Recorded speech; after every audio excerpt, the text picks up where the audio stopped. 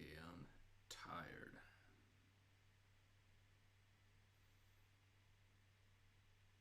Exhausted beyond belief.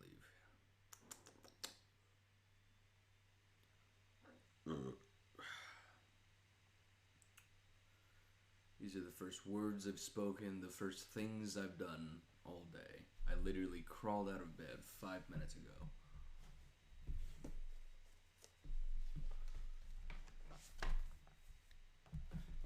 Everywhere I'm looking now, I'm surrounded by your embrace. Baby, I got you. Whoa, whoa, whoa, whoa.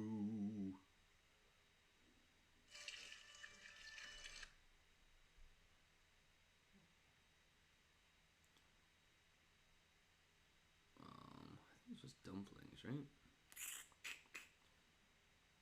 Oh, it's definitely dumplings. No?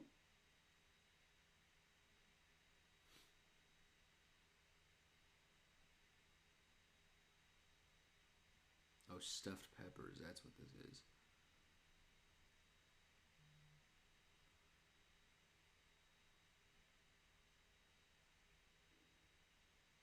Everywhere I'm looking now, I'm surrounded by your embrace. Maybe I did. So your 2 pounds of boneless, skinless chicken thighs. I've been doing this thing where our goal right now is to render a lot of that fat and get a lot of that. I've been doing this thing where like I saved a lot of videos of like cooking things on TikTok because I like food. I like to eat. Cooking is fun. Sometimes it's a little stressful for me because sometimes I don't have the proper ingredients or the proper tools necessary for the job. However, that does not make it any less fun for me. I enjoy it thoroughly. And I've been doing this thing where I have a lot of TikTok videos saved of just like cooking like meals and recipes and stuff. And it's bogging up some space on my phone, I guess, because when you like save a video to your favorites, I guess it just kind of like takes up a little bit of extra space on your phone, which kind of makes sense. So we'll just cruise with that. But I've just been trying to like transcribe them down into my what do you call it? My notebook. Do I have an air fryer? Yeah, I have an air fryer. Also, good morning. Let's see. Hold on. Let's get.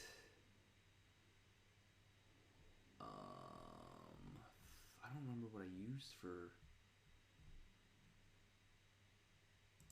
It might have been here actually. We'll do window capture.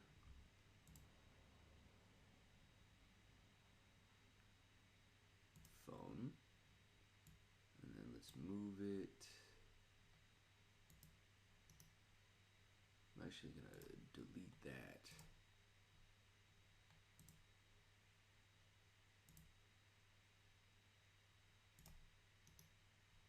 Also that.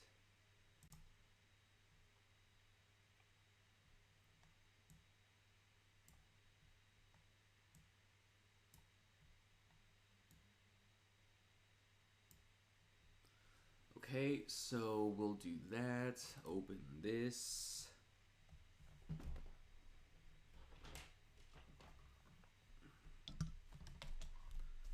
Baby, I got the halo. Everywhere I'm looking now.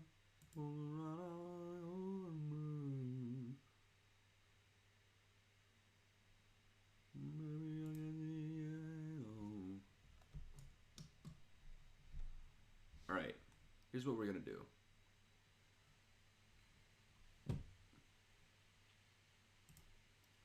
What the fuck do you mean no drivers were found? I've literally done this before.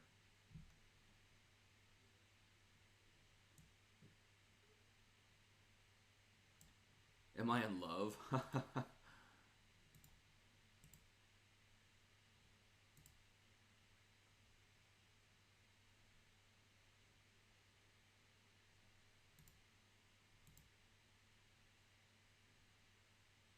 Oh my god, stop this.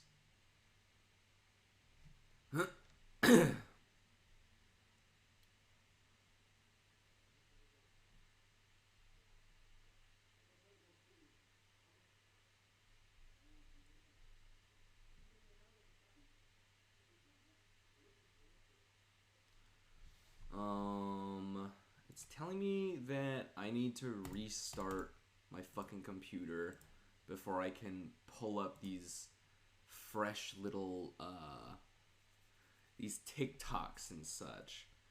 Because I'd very much like to show you these TikToks that I have saved, because my fucking god, they look delicious, and I wish I could show them. Try wireless connection. What am I supposed to do? Mirror PC to TV? Mirroring device connected to the same network, QR code. Baby, I can see a halo. Baby, where I'm looking now. Oh my god, that doesn't work either. I'm going to shoot my penis off of my body.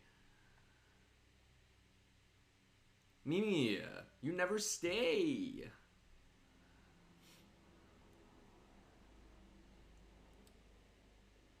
Fail to mirror, try a power mirror app?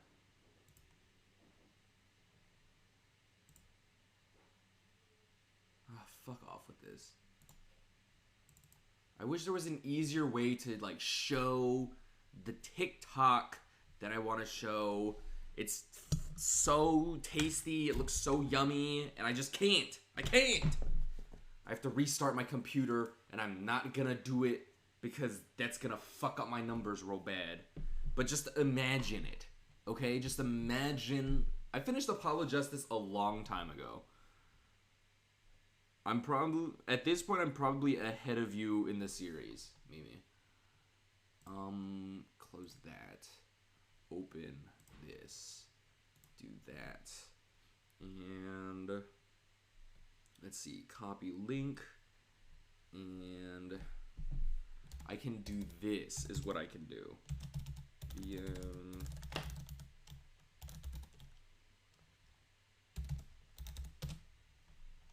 Alright, you guys are not ready for this. You guys are literally, by no means prepared for how good this is gonna look. Jambalaya, my guy. If it loads. I hope it loads. Oh, you played... Okay, well, after this one, I'm playing the second Ace Attorney Investigations. And then after that is Professor Layton. Can I get some jambalaya on my goddamn screen? It's all I fucking ask for. Is that the jam? That looks like fried rice, my guy. Oh, no, just kidding. It's the same thumbnail. We're fine.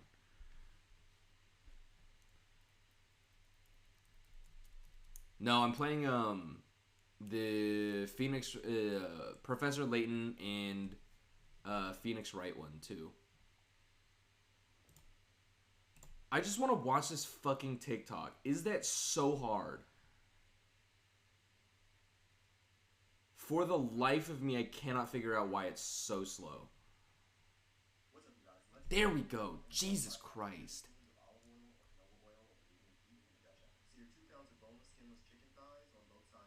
Scope this shit, though. Like, already, this looks fucking phenomenal. Creole seasoning? My god. To die for. Add some flour in there, roux it up until it's brown, looks a little bit like poop, but that's fine. Add in your seasoning, or not your seasoning, your vegetables, your spices and whatnot. Let that cruise. Chicken stock sounds fire in that. Look at that. Look at this chicken. I have that exact rice, so I can copy this recipe to the T.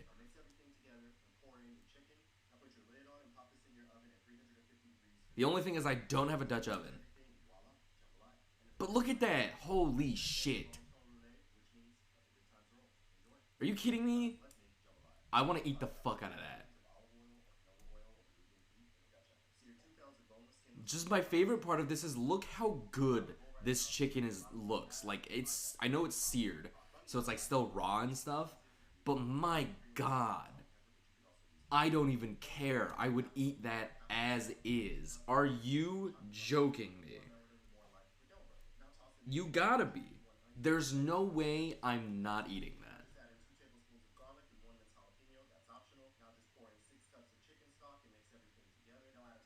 I think this guy just makes like really good food. Sweet potato biscuits, beef brisket. What is this? Shrimp scampi? You got me there, homie. Grab a cast iron skillet and add a tablespoon of olive oil. Now just add in a pound and a half of shrimp. This should cook for about 2 to 3 minutes, at least until okay. And remember, just cook this over medium heat and it should look like this. Once it looks like that, go ahead and remove it. Now just add in 2. Don't do this. Don't do this. Keep going. Keep coming. Garlic. Saute that for about 1 to 2 minutes. Now just pour in a cup and a half of a white wine of your choice and squeeze in the juice of half of 1 lemon. All right, so now it's time to season. We're going to use 1 tablespoon of lemon pepper, 1 tablespoon of Italian seasoning. That's a lot of lemon. 1 tablespoon of red pepper flakes, and 1 teaspoon of salt. Let this wine reduce to about half the amount, and then add in half a stick of butter. Quick tip: be sure to turn the heat to low before adding the butter. Once the butter melts, go ahead and add your shrimp back into the skillet. Now, please. Just mix your shrimp with the butter and wine mixture. After 3 minutes, sprinkle on 1 cup of fresh grated Parmesan cheese and a fresh grated. Ooh. For about 2 minutes, and voila, you're done. Oh my god. At this point, you shouldn't even be watching. You should honestly be heading to the grocery store with your grocery list. So yeah, do that. Let's make shrimp scampi. Grab a cast iron skillet and add a tablespoon of olive oil. Now just add in a pound. What, your shrimp scampi? Shrimp scampi, I feel like, has to have a level of creaminess to it. You can't have shrimp scampi without it being a little bit creamy. Too wet just means you're drinking shrimp water. And that's not how we do it here. What am I playing? I'm hungry now. This.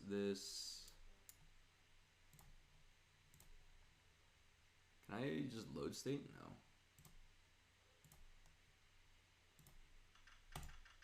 Oh my god, now I'm starving. I am starving. I want to do a cooking stream at some point or another. I think that would be really fun. Oh, jambalaya. I don't know if I've ever had wet jambalaya.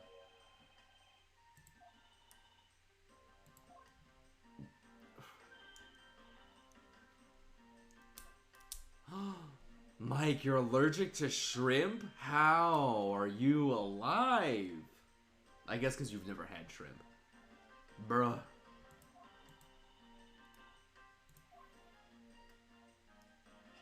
Man, now I want jambalaya. What the fuck?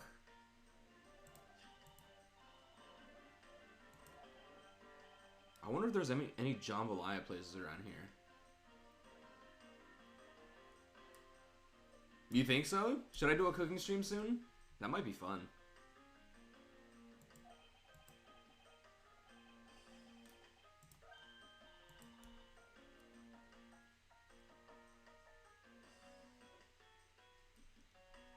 I had a cooking stream, or I cooked something recently with Andrea. I cooked that pozole recently, but it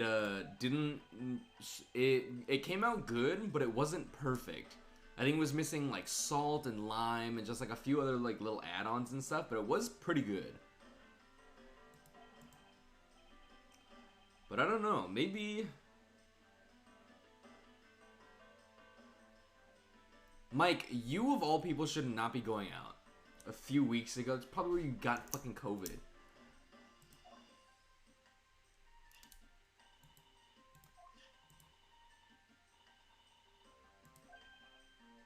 I didn't even know there was a jambalaya place in Chinatown. Why is there a jambalaya place in Chinatown, of all places?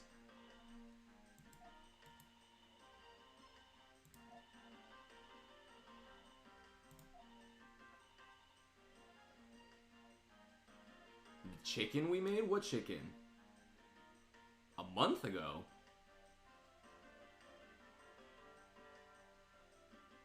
hell are you talking about?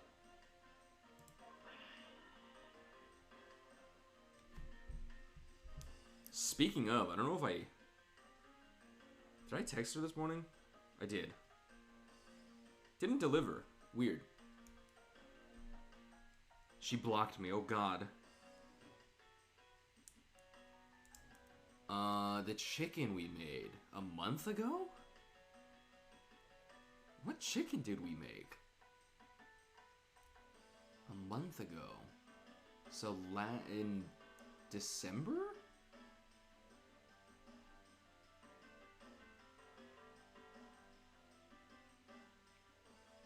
Chicken.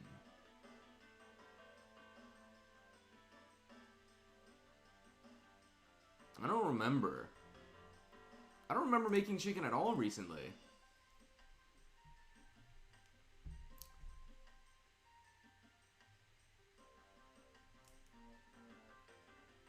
Oh. Yeah, the pozole was fucking incredible. It was a pork pozole.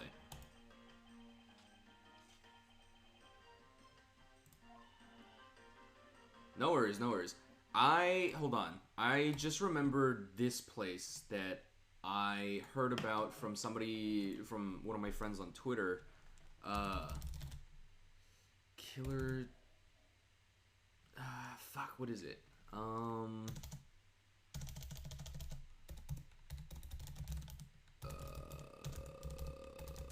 think it's... Forgot what the place is called, but they're like offering, like, it might be like a limited edition, a limited time, like, thing, limited, meal, dish, I don't know, fuck off, but, oh, Killer Tsujita, but look at this, my god, Desmume is killing my CPU. It's taking 6.5 years. Look at this. Level 20, spice level 20, which means it's probably hot as shit. But it's ramen, spicy ramen, topped with mapo tofu, my guy. Are you kidding me? Are you kidding me? That looks phenomenal. I want to slam that shit in my fucking gaping maw. Tsujita Killer Ramen.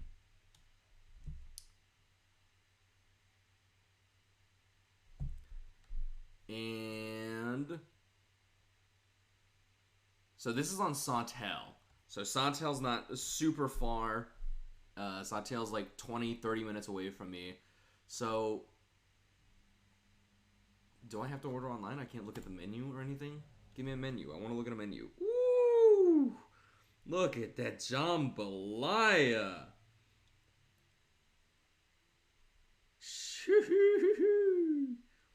Is this from the Chinatown place?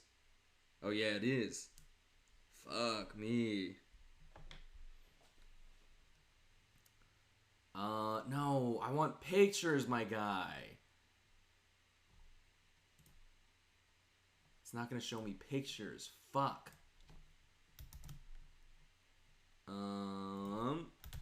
Tsujita Killer Noodle menu.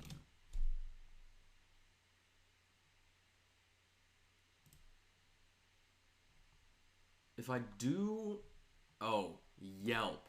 For sure, my guy. Yelp 100% is gonna give us some of the most fire pictures of these meals. This is not a joke. Alligator chili? Look at this. 879 reviews for this spot. And 4 stars. That's good as hell. And of course, you know, no outdoor seating, no sit-down dining. Everything's delivery, everything's takeout, but that's fine. This is COVID times. We gotta change it up. We gotta switch it up. You gotta be safe out there. But my God, look at this. Wait, come on.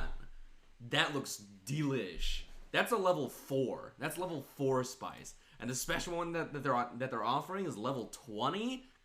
Get out daddy. Let's peep this video. Look at that poached egg. My God.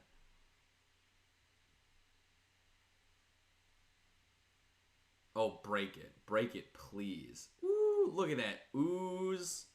It's not... okay, it wasn't great. That ooze was not great. But it looked good. It looked tasty. I don't want to see no fucking Instagram boomerang. I want to see some exploration of this food. Oh, they give you an egg to crack.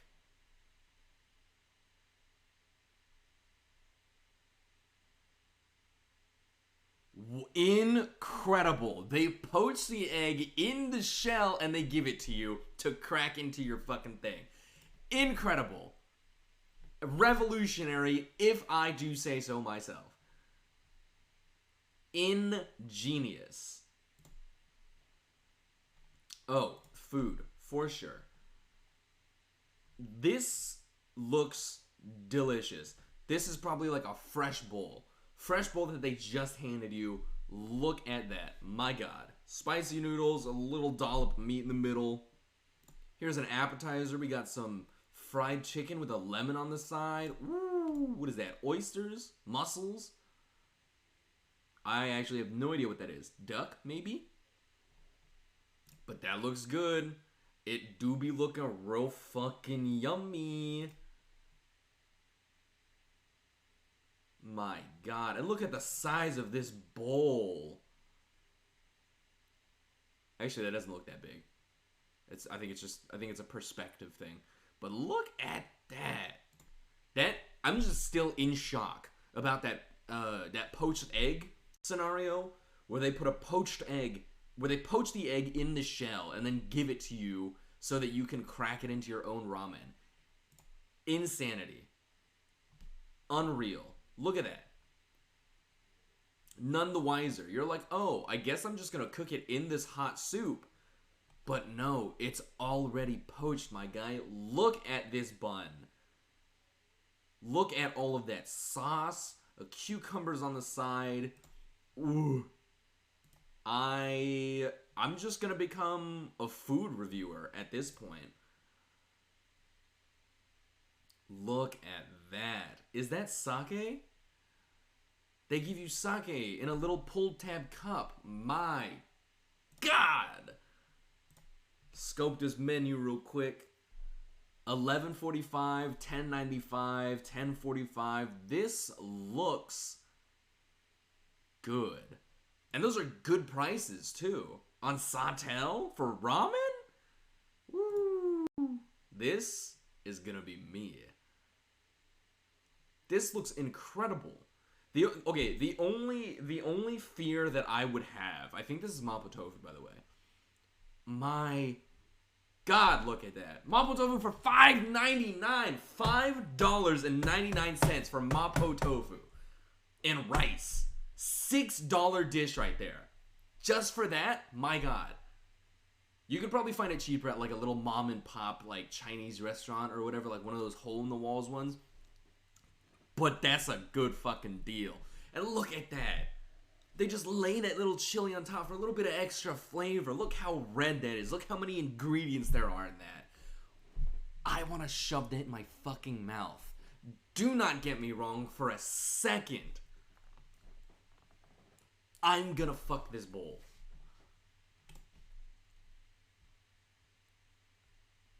My God. These are like actually pretty good prices. I am very surprised, especially for Sawtell. Fried chicken, 8 pieces. Oh, that's kind of expensive for fried chicken. That chicken better be fucking fire. I'll tell you that right now. Extra large 30 piece for $30. $1 a piece of chicken. That's a little expensive, but listen, it looks good. So I'd be willing to give it a shot.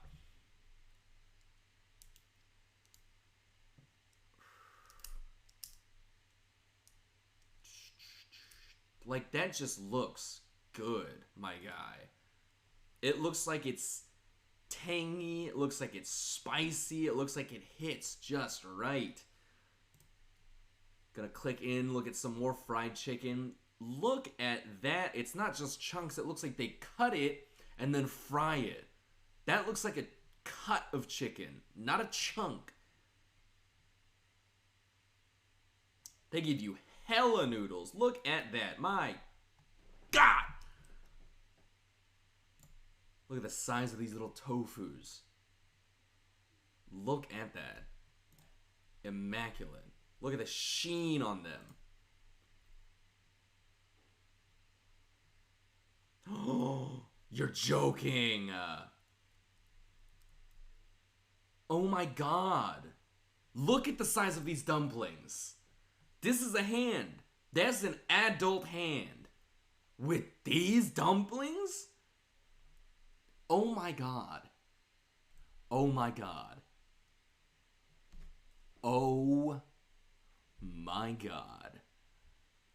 Are you kidding me? Are you kidding me? Look at the size of that. 5 of them in a box. And look at, like, that's a whole human hand right there. In comparison to these dumplings, those are big boys. My God, they look juicy. And then we've got, of course, you know, prints on the buns. Gotta show them where you're eating. You know where you're eating, but you gotta really know where you're eating. Another spicy pork bun. This one's a little bit softer on the sauce, but still looks just as good. What do we got here? What is this? Fish? No, that's just pork. This one's no sauce at all. This one's just a pork bun, not a spicy pork bun. Not interested. I only like spicy things. Look at that. You've got a little gyoza on the side, normal size gyoza probably, and then a killer noodle tsujira gyoza.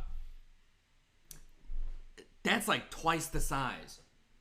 Do not talk to me or my child ever again. Look at that size. My God, look at the fucking sheen on that, the shine of that dumpling. I want that in my mouth expeditiously.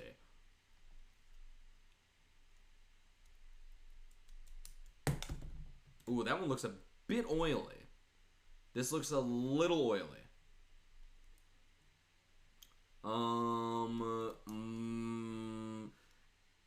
Little bit concerned off of that one alone that maybe I'd have to ask them to tone down the oil a little bit. But does it look good? The answer is yes. Why does this one say oof? Oof, because it looks good? You're goddamn right. My God. Look at this.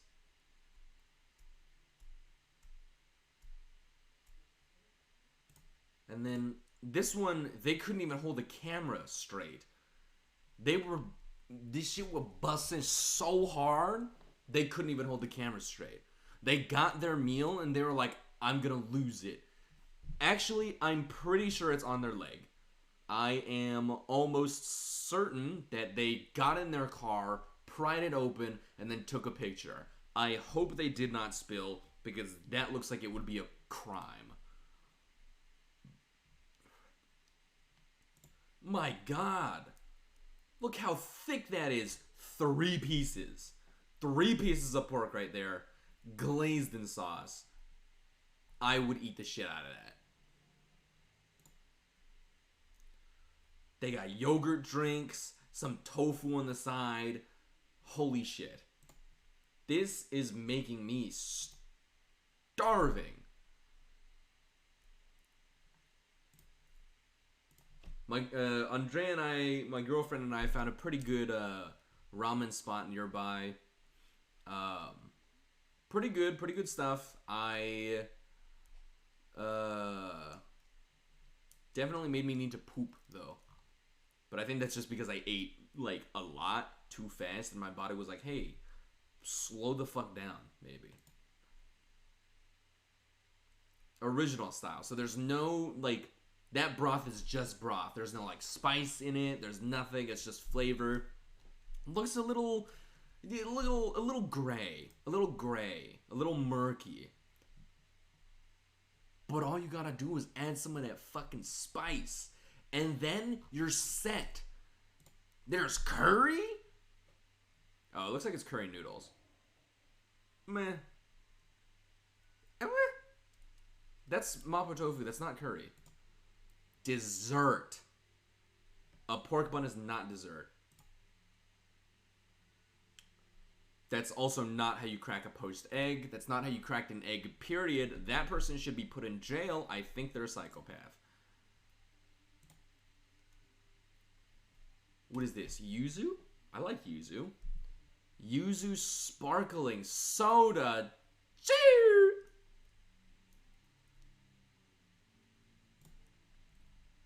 And it looks... Oh, it looks packed, my guy. So this is probably a busy spot. This is probably very popular.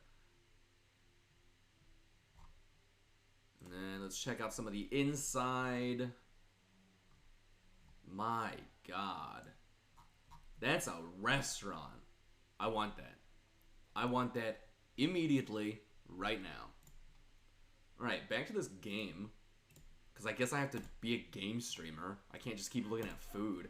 But listen, right now, a cooking stream sounds very good. Cooking stream sounds like it's going to be a lot of fun.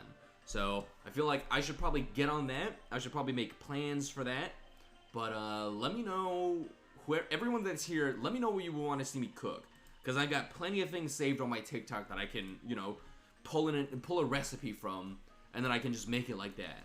The only issue is, for some of them, I might have to get, like, other things, like a Dutch oven or something. But listen, you donate money to me, I'll buy a fucking Dutch oven. I don't care.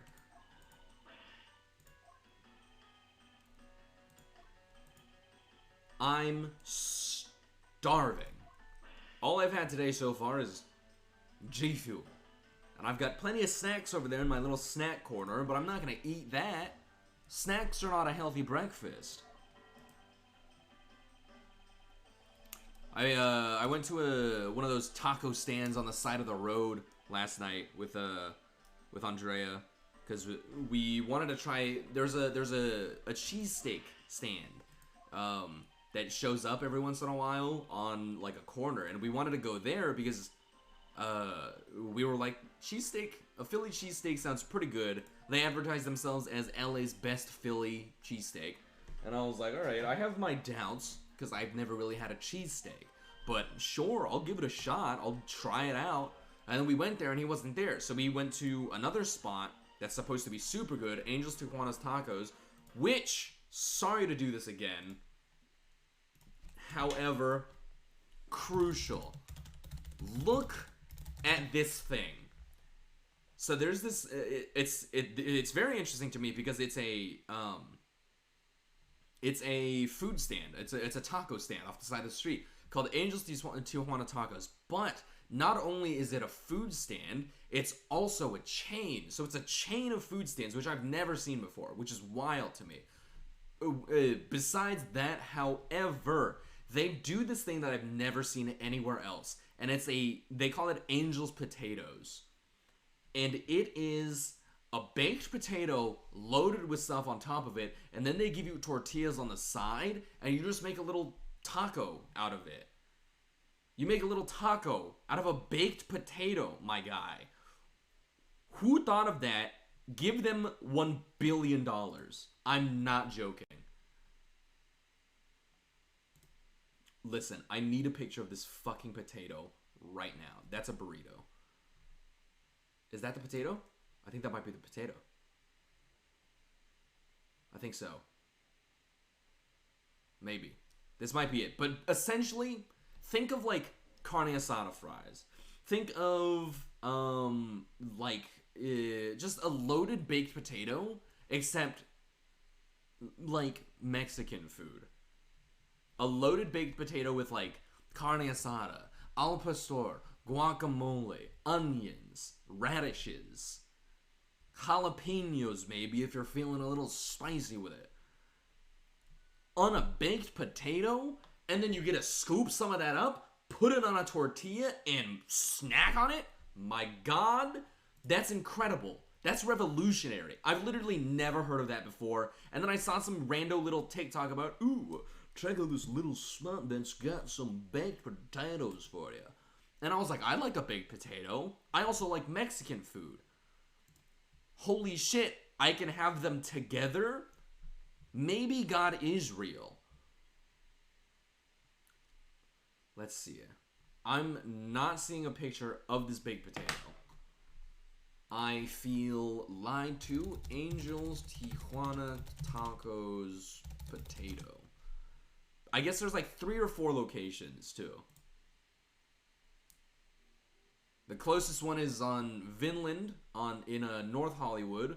Then there's some, I think, in there's a lot. Yoruba Valley, Eagle Rock, Sylmar, Echo Park, Van Nuys, Fontana. They're bigger than I thought.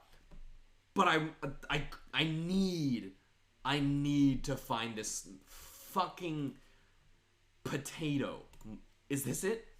Motherfucker! I'm assuming that that's the potato. I can't click on it because I don't remember my login information, but we're just going to look at this one right here and pretend that that's the potato. Are you kidding me? Holy shit. Delicious beyond belief. Just even looking at that, I feel fulfilled. I feel sustained. I feel nutrients coursing through my body. I feel the absolute joy that nothing can bring me except my girlfriend and Mexican food. Are you joking? Please don't look at my shipping things.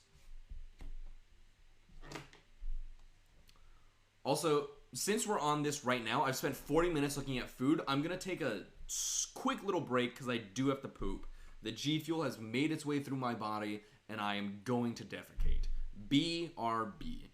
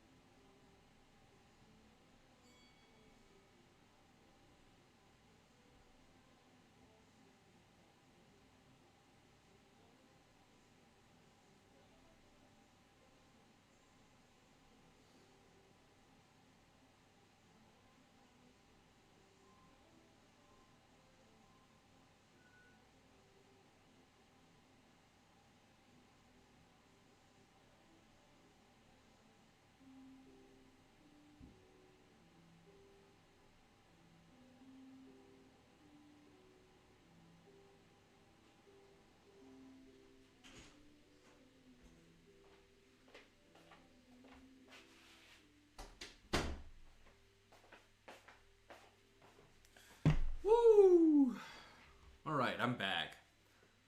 A couple things. I was gonna say something. Something that I randomly remembered was that every time I go on, like, you know, TikTok and I'm just scrolling, doing whatever, vibing, watching my own shit, there's always some kind of, like, thing that some people are, you know, they're just like, oh, you know, they fucking... It's hard to explain, you know, but, like, they sit there and they make, like, these quote-unquote relatable TikToks or whatever, and then it's like, oh, like, the person who's, like, on the bad side of this quote-unquote relatable situation is always named Jeremy. And, like, why me? What have I done, personally, to offend these people? Are other Jeremys just bad? Or other Jeremys just, like, the fucking pits? What is going on? I try my best to be the best person that I can be, and then I go on TikTok and I just get brutally murdered for no reason. It doesn't make sense. It only causes me pain. I haven't been paying attention, so I don't know what the fuck I'm doing.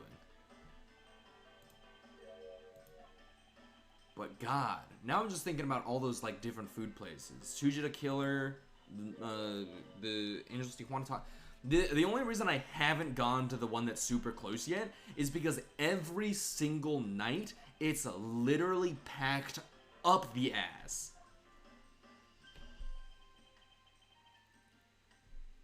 And it's not like, ooh, like, they look pretty busy, so it's like, I guess I can wait a little bit. No.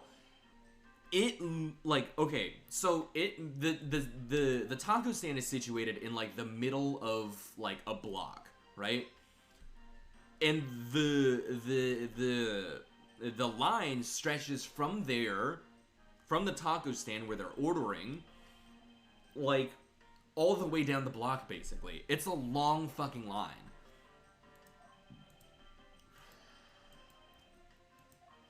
So you know they're good.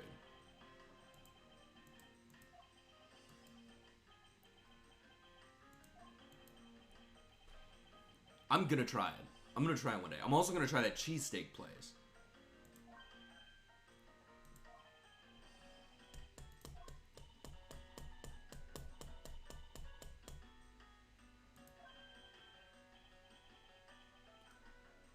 Thinking about that fucking baked potato.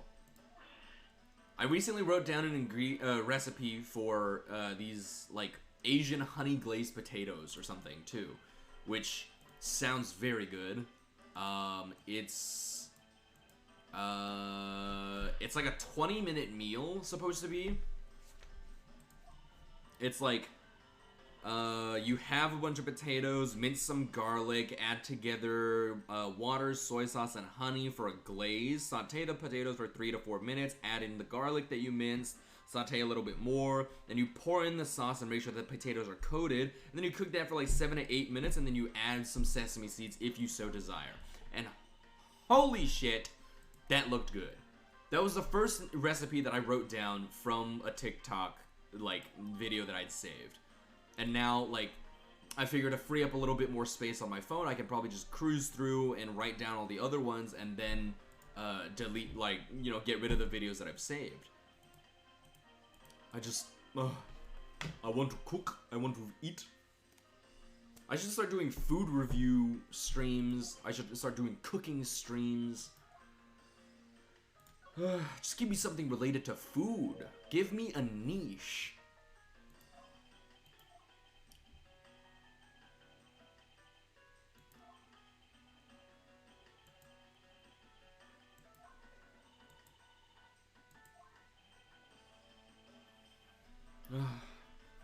Baked potato, my guy.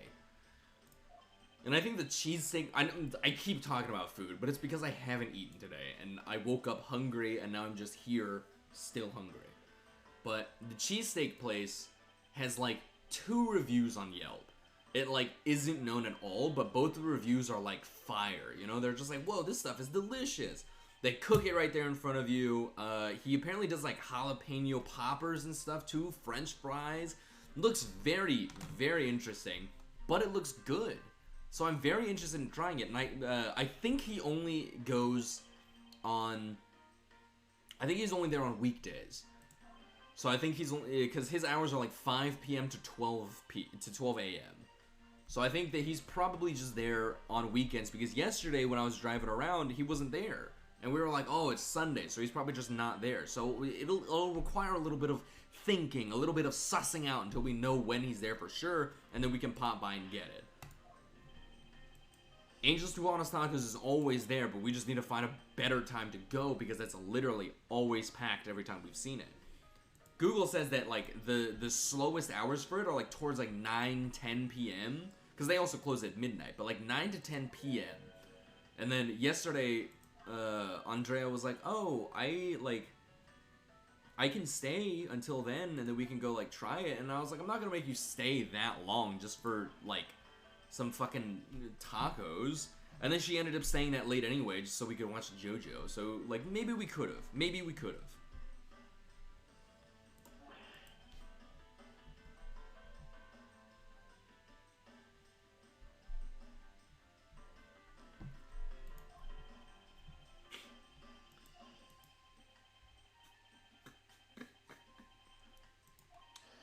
Thinking about it. It's just like so... It's like the idea is so... I'm hung up on the potato. I'm hung up on the baked potato. The idea is so obvious. It's so in front of your face that it's just like, of course. Of course you would want a loaded baked potato like from a taco stand. Because taco stands, fire. You cannot go wrong with them. Sometimes they'll give you diarrhea. Doesn't matter. It still tastes good. So, a baked potato, also good. Loaded baked potato, fire. Tacos, fire. Taco toppings, fire. Add them together, it's so obvious that nobody has thought of it. And then they did. And I want to try it so bad. I want to stuff my fucking face. And it's only like $10. All the other stuff, like tacos are like $2. Burrito is like $5 or something. I'm literally just gonna bust for free, my guy. I've got some asada fries in the fridge right now. I've got some alambre as well that Andrea didn't finish, and she was like, "I'll just leave it here. It's too oily. I don't want to bring it home." And I was like, "All right, fuck, whatever." So I'm gonna air fry the shit out of that later, and that's gonna be my fucking meal for the day. I'm gonna have to pop some of the lactase though, cause there's a lot of cheese on it. We'll say that, and I think the reason I'm pooping now is because I'm still being affected by the cheese. Cause your boy is a lactose intolerant. Add that to the lore page.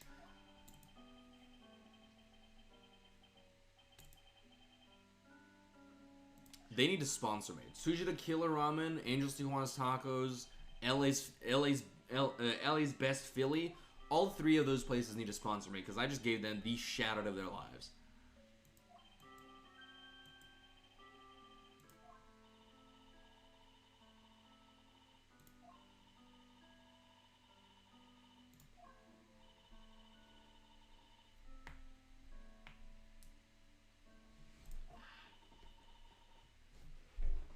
Michael, are you here?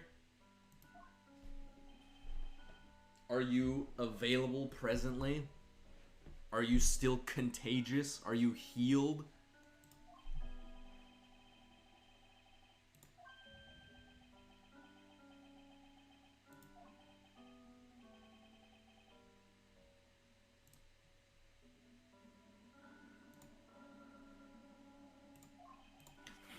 God, I just want that fucking baked potato in my mouth, my guy. God. Like, genius. Ugh. I guess I should just start reading. Because I don't think Michael's here anymore. Michael doesn't like these games. Thinking about that baked potato, man. Thinking about shoving it in my mouth and just enjoying it. God, what if it's like a good baked potato too? Like, what? I'm a little afraid that the baked potato would be like kind of dry and not like super like moist. It wouldn't come apart super easily. But all the videos that I've seen, it looks so good. I yearn for it. I crave it. I crave the starch in my bones.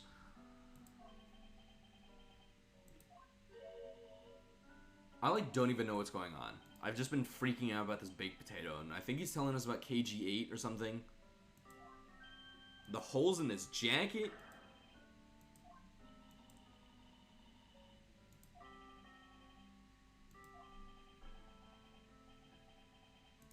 Why? Just get a new jacket, my guy.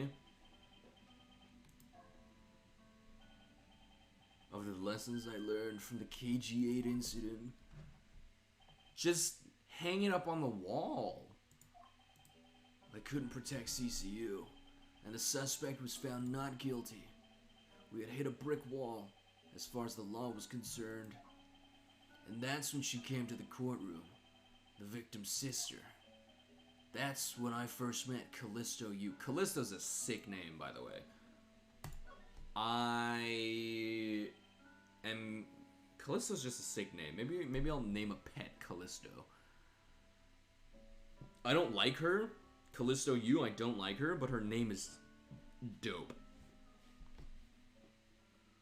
About when you first met Mrs. U. It was on the day the verdict of the KG8 incident was handed down, was it not? Yeah. Faraday and we apologized to her from the bottom of our hearts. It was all we could do. But just saying you're sorry won't bring my sister back, she said. And then she gave me a hard slap across the face. Then, she certainly had a lot of self-control to stop at just a slap. If it was me, not even 100 lashes would have been a punishment enough. I suppose not. You said it herself. I'm waiting for the moment that he just like pulls out an actual gun. And then everyone's like, whoa, whoa, whoa, whoa, whoa, whoa, relax, my guy, put the gun away. But after that, you've seen her many times over, correct? Yeah. Faraday and even after the KG8 incident had come to a close, we continued to hunt down the smuggling ring and got involved in a variety of cases. But it was no use. We cracked so many different cases, but the result was always the same. We couldn't find the real mastermind behind the ring. Is the ring really that big? The ring is the Yatagarasu. That's my 2 cents. My dime a dozen theory that I'm putting forward. It was in the pursuit of the ring that we met you once again. Excuse me, sir. I believe this is the first time I'm meeting you. It was during another trial, related to the smuggling ring. Faraday was the prosecutor and I, as the lead detective, took to the witness stand. She appeared out of the blue as the defense attorney. Her client was related to the smuggling ring and she was defending them? Yeah, You was pursuing the ring as best she could as a lawyer. I think she defended Rel this time for the same reason. Come to think of it, Miss Yu did say something to the same effect. Have my own agenda.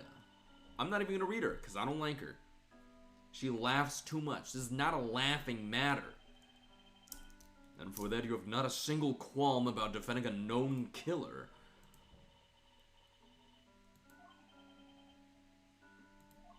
She's suspicious, though, because she wears that perfume, and then now we smelled it in the other room through an open window. Something is a little suspicious. Because we thought it was flowers at first. We thought it was flowers, and now we know she spilled her perfume. Why did she spill her perfume? You're so naive, little girl. I could have stolen this lollipop from you, that's how naive you are. How dare you insult the daughter of a von Karma? Just like us, you felt that she had hit the limit of what the law could do. That's all. The law is merely a tool. There's no limit to it, only the skill of the craftsman. You two are still too young, but one day you'll know what I mean. But enough sidetracking. What matters is that we met you again in pursuit of the smuggling ring. That's all. Maybe she's a part of the smuggling ring. And that's why she defends these people. So what was your relation to Mr. Faraday? You even seem to know Kay fairly well. I met him when he was a rookie prosecutor. Known him ever since. And Kay, I've known her since the day she was born.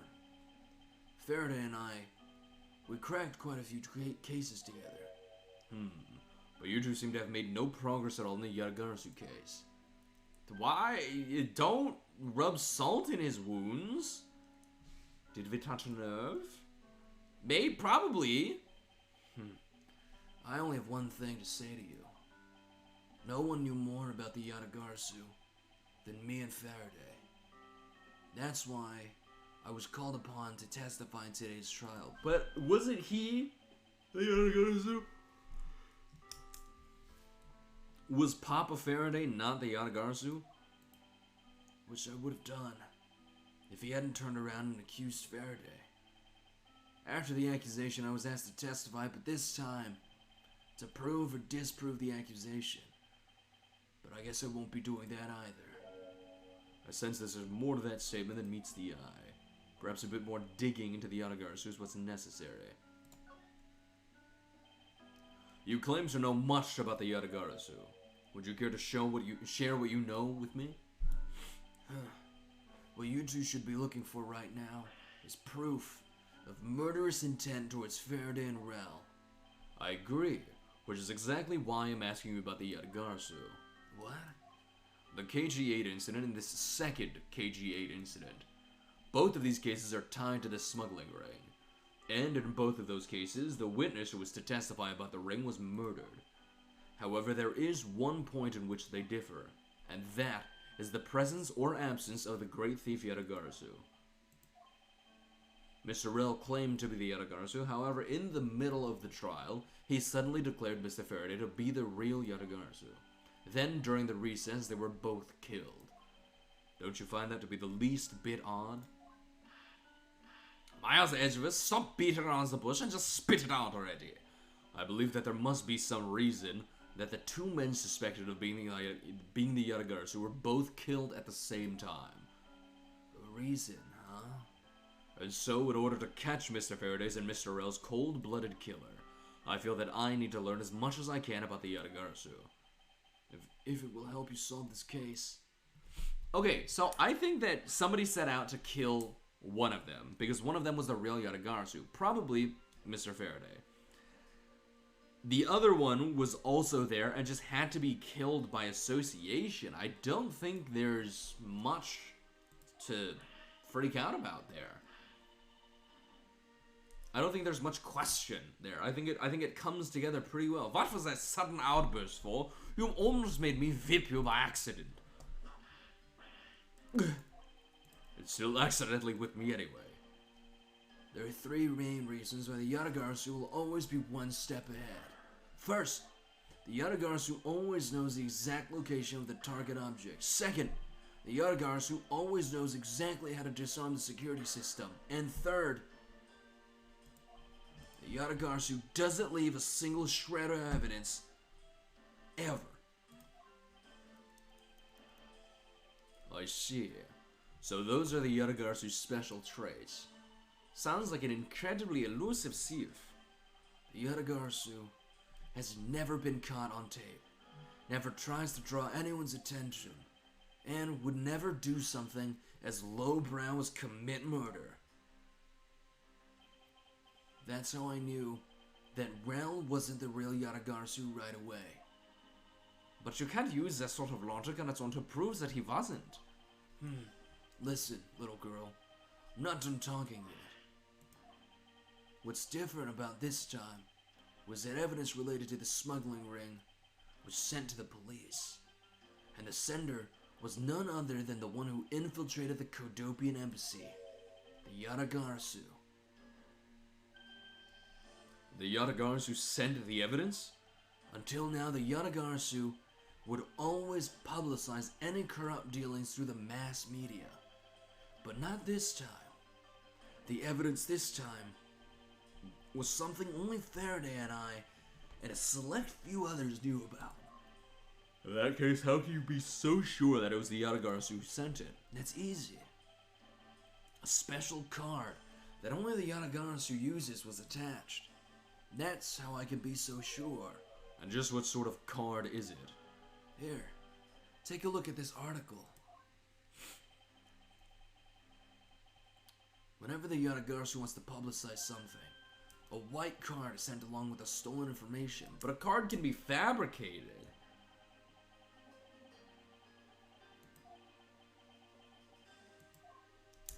A card can be fabricated. It's that easy. This could be anybody.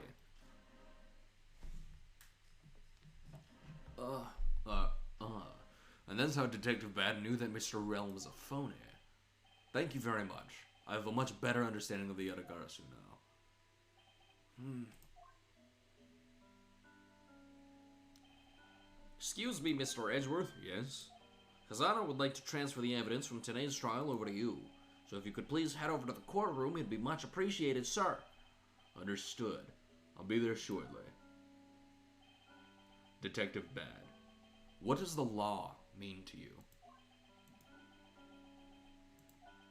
Finding the answer. Finding the answer to that question is the only reason I'm still alive. I became a prosecutor to find the answer to that question myself. And to play a part in ensuring that all criminals everywhere are found guilty. It's so weird seeing the judge not behind the the desk, the table. Oh, it's you, Miss Edgeworth. It appears that His Honor is still a bit dispirited. For the first time today, I experienced what it's like to stand at the witness stand. I now have a greater appreciation for just how hard it is to give testimony. Well, there's no reason for you to be all depressed about it, Your Honor. As a judge, no one expects you to think about anything other than the verdict. Francisca, there's no need to further depress His Honor. But I'm not trying to, Miles. Your Honor. Your Honor, I've come to collect the evidence that was to be transferred to me. Your Honor. The evidence? Your Honor! Oh, yes, can I help you?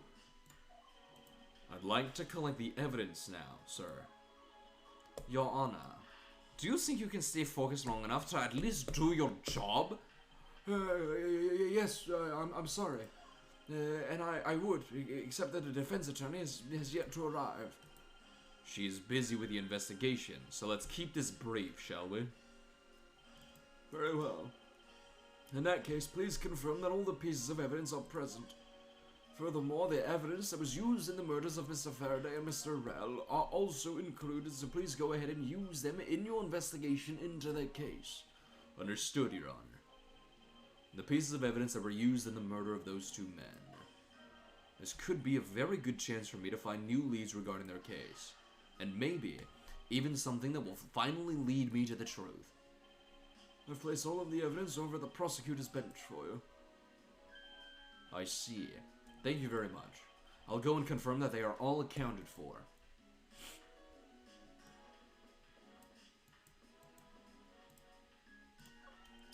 So this is the evidence related to today's Cadopian Embassy trial from Mr. Faraday's bag. You mean the evidence bags that was on the table in lobby number 2, right? Yes. Finally, we can now take a look at the evidence itself and not just data about them. Let's be sure to thoroughly examine them while we have the time. Agreed.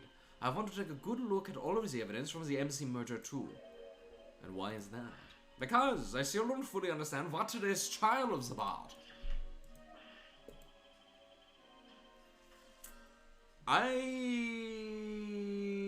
Okay, it's probably just because she is Von Karma's daughter, but I don't think that a 13-year-old with no bar license should be allowed to be looking at evidence, right?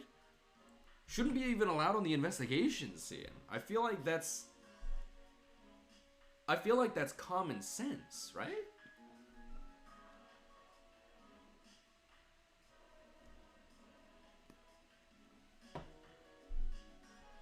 But again, it is probably just because she is Manfred von Karma's daughter.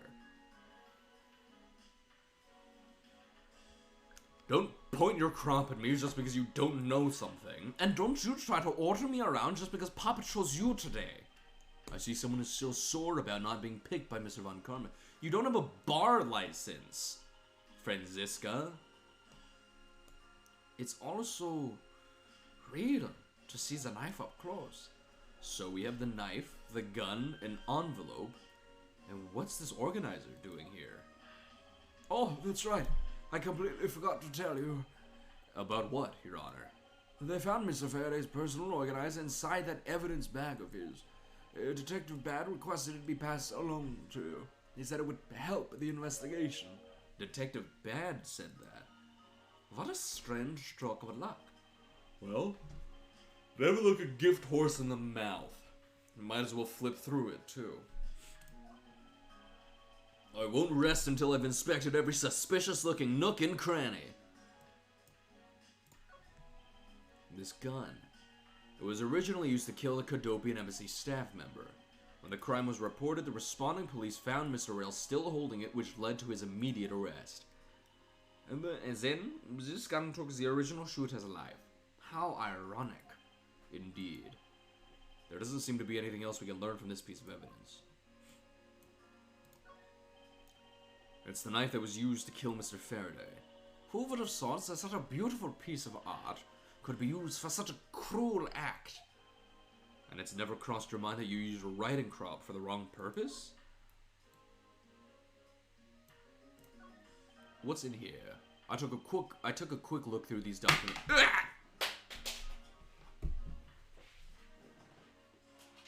I've been waving a pen around like a baton, just to give me something to do with my hands, and I dropped it. I took a quick look through these documents before the trial started. Well, I wasn't even afforded the opportunity to skim it. That's because you don't have a bar license, Franziska. This is not like a difficult thing to wrap your mind around. I don't understand.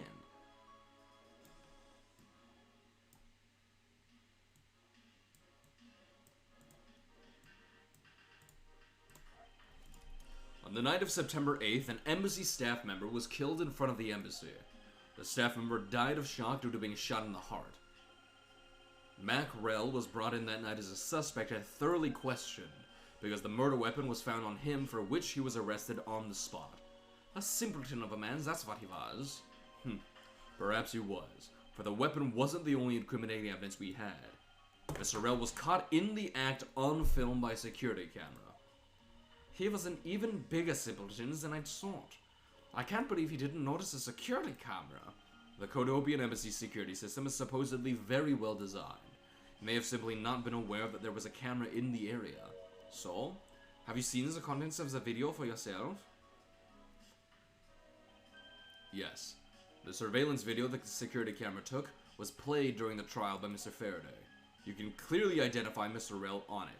Even the sound of the gunshot was crystal clear. So the footage included sound, huh? I don't think I'd ever want to see the moment of someone's death in real life. Me neither.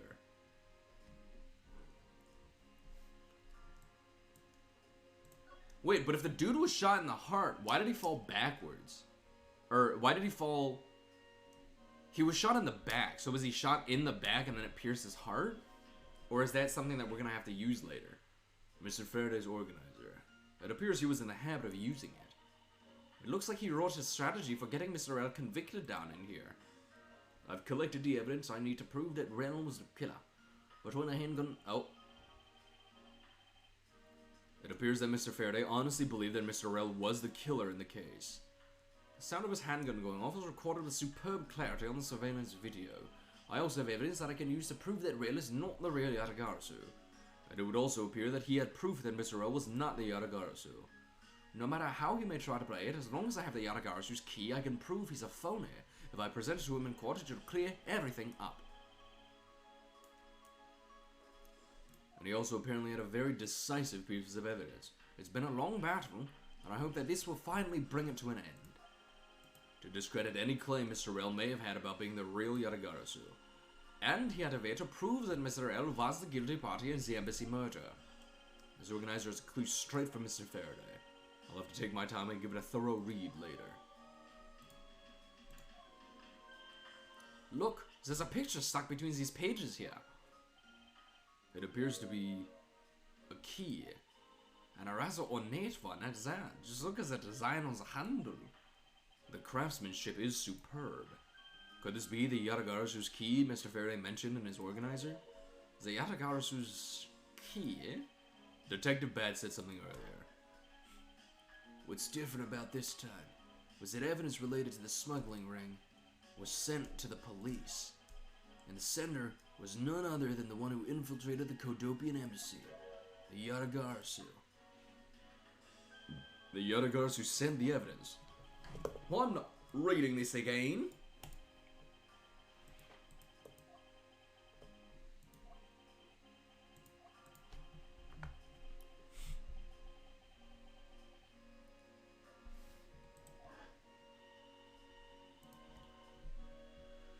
Hey, hold on.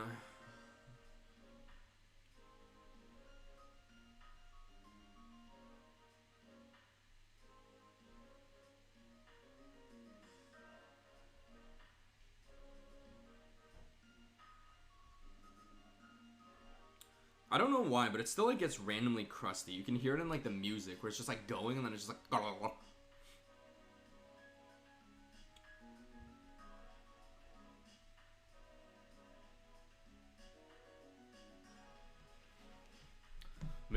Mr. Faraday must have been trying to keep this secret key safe. As the prosecutor on both the Yatagarasu and smuggling ring cases, that's to be expected. That's a weird looking key, though. That's odd. What is it? Mr. Faraday didn't mention anything about a knife in his organizer. That certainly is odd. The weapon that was used to kill the Kodopian embassy staff member was the gun. But if that's the case, then where did the knife that was used to murder Mr. Faraday come from? Isn't it obvious? It was brought into the courthouse by Mr. Rell. That's the only logical conclusion, right? No, because it's not that easy to smuggle a weapon like that in here. Every person who enters the courthouse doors is checked thoroughly for contraband.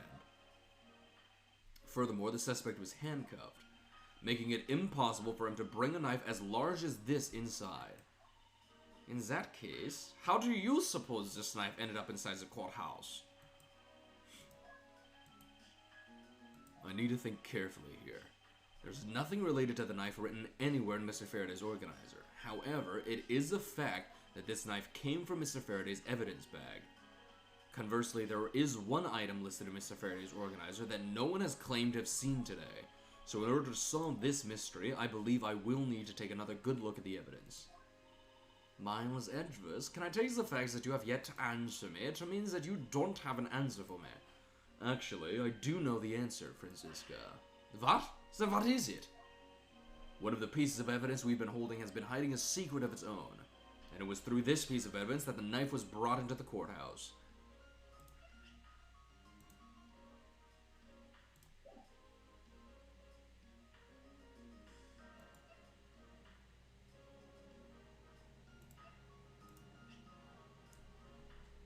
Touch the check button for details.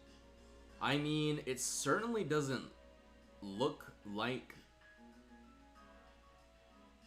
the knife.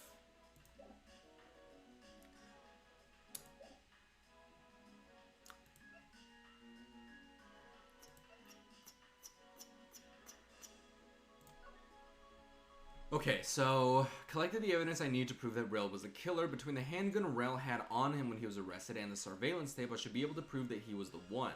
So I've got the handgun. Sound of his handgun going off was recorded with superb clarity on the surveillance video. I also have evidence that I can use to prove that Rel is not the real Yatagarasu. No matter how he may try to play it, as long as I have the Yatagarasu's key, I can prove he's a phony. If I present it to him in court, it should clear everything up. So I'm pretty sure it's the key. This Yadagarasu's key that Mr. Faraday mentions in his organizer. This is how the knife was brought into the courthouse. You're not making any sense, Miles Edgeworth. Shows how much you know, you fucking 13-year-old. You just need to look a bit closer, Francisco, to see what I mean. Don't the color and ornamentation of the key's handle remind you of anything? A little bit, but they don't match. They do remind me of the knife. Very good. Both the Yadagarasu's key in this photo and the murderous knife have this very unique design on their handles. Furthermore, even though Mr. Faraday mentions the Yadagarasu's key, the only object we found at the crime scene was the knife. You don't seriously mean to say... It appears that you've finally caught up. And yes, I do mean to say that these pieces are, in fact, one and the same. But that's impossible! Even if that is what you believe, we should still investigate this possibility. Now then, let us examine this knife in a little more detail.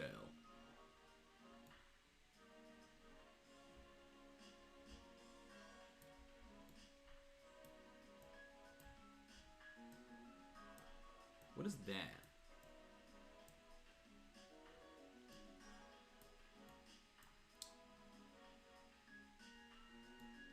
Rotate it like this. No? It's the weapon that was used to kill Mr. Faraday. The handle and the blade itself both have beautiful designs worked into them. Look, there's even a flower-shaped design in this gold section here.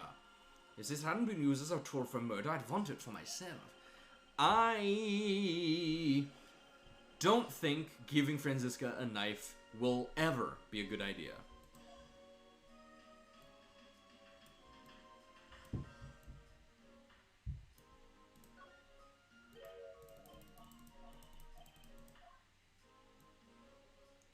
What am I looking for here?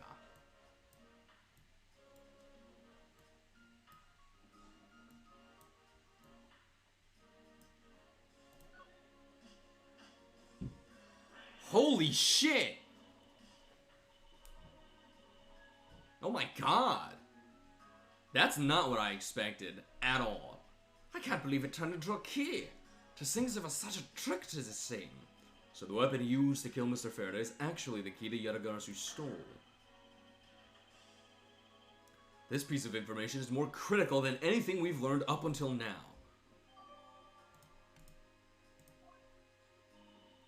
Frankly, I'm shocked. Mr. Faraday only mentioned the key aspect of this piece of evidence in his organizer. It's possible that even he had no idea that the key was hiding a knife blade inside. But if that's true, then only someone who knew about the key to knife trick could have killed Mr. Faraday. Even among law enforcement, this key was top secret. We're looking for someone who knew even more about the key than even Mr. Faraday, meaning that the only person it could be is the one who sent the key in the first place, the great thief Yadagarasu. Then maybe Mr. L really was Yadagarasu, and he was the one who killed Mr. Faraday. Isn't that one possible scenario? No, not really. Especially since Mr. Faraday was absolutely convinced that Mr. L was not the Yadagarasu. Besides, as Detective Band said earlier. But when we questioned Rel about what was sent along with the white card, Rel had no idea what it was. I see. Alright then, I guess the person who knows the trick behind this key is someone else, and that person is the real Yadagarasu. It seems that this key is truly the key to solving this case. That's odd. We're short one piece of evidence. And the piece that's missing is the surveillance video that was played in court. The surveillance video? How could a piece of evidence just disappear? Where did it go? The video showing the moment in which Mr. Rel committed the murder. Where could it have gone indeed? Are you done with your inspection of the evidence? Yes, I'm finished. However, Your Honor, I am missing a single piece of prosecutorial evidence. Your Honor, were you derelict in your duties?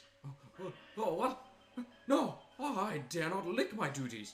What do you take me for? No, Your Honor, the most important piece of evidence in today's trial. The surveillance video is not amongst the evidence you laid out for me. But I brought Mr. Faraday's one bag with me from the crime scene. Maybe the tape is still somewhere at the crime scene.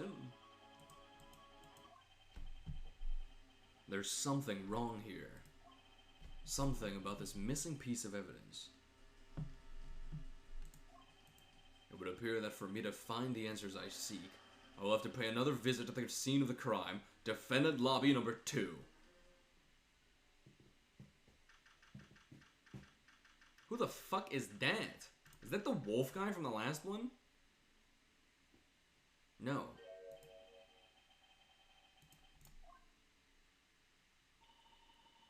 I've never seen that officer before. So, did you find it? No, not yet, and I've looked everywhere. I see. Well then, please continue with the search. Understood. I'll continue the search. So you're the one running this show. Prosecutors like you shouldn't even be allowed at crime scenes. How dare you? Just who do you think you are? All Might. Oh my god, it's Enrico Pucci. Look at that. Look at the painting on the wall. That's Enrico Pucci.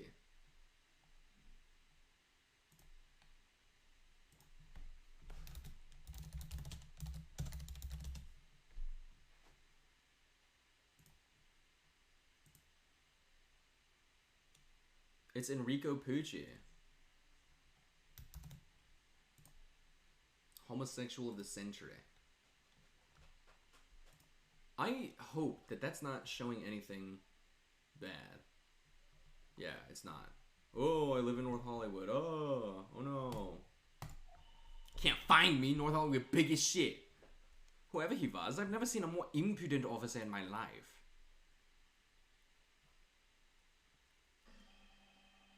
Does he even know that we're standing right here behind him? I know you're standing right behind me. What do you want, kids?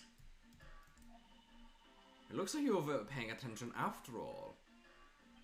Of course I was. I have eyes in the back of my head. Ah, so that mirror isn't for vanity's sake. It's for him to keep an eye out on who or what is behind him at all times. So tell me, Detective Bat, who was that rude man just now? The guy came here.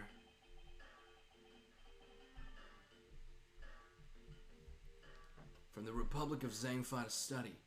He's Agent Lang. Oh, that was him. He's trying everything he can to revive the lost honor of his family. He's traveling the world to study different philosophies of detainment from scratch. That sounds like a him problem. By visiting various police departments around the world, he has a lot of dedication. He's still just a rookie cop, but I sense a strong grudge of some sort from him. The guy's more useful than Gumshoe, even if he is rude. Well, he sure has a lot of guts to come to this country and give prosecutors a hard time. I agree, however, I can think of one young lady that statement also applies to. Anyway, what was that agent looking for? Detective Bird. Oh yeah, that little girl was poking around in lobby number 1 as well. Like I said before, it's got nothing to do with the two of you. I highly doubt that it has nothing to do with me. Fine. If this is a game I must play, then I will take this opportunity to draw out what he's been hiding and what happened in this room straight from him. Do I give him a little chit-chat? I suppose it's impossible to enter or exit through these windows thanks to these bars. I suppose you're right.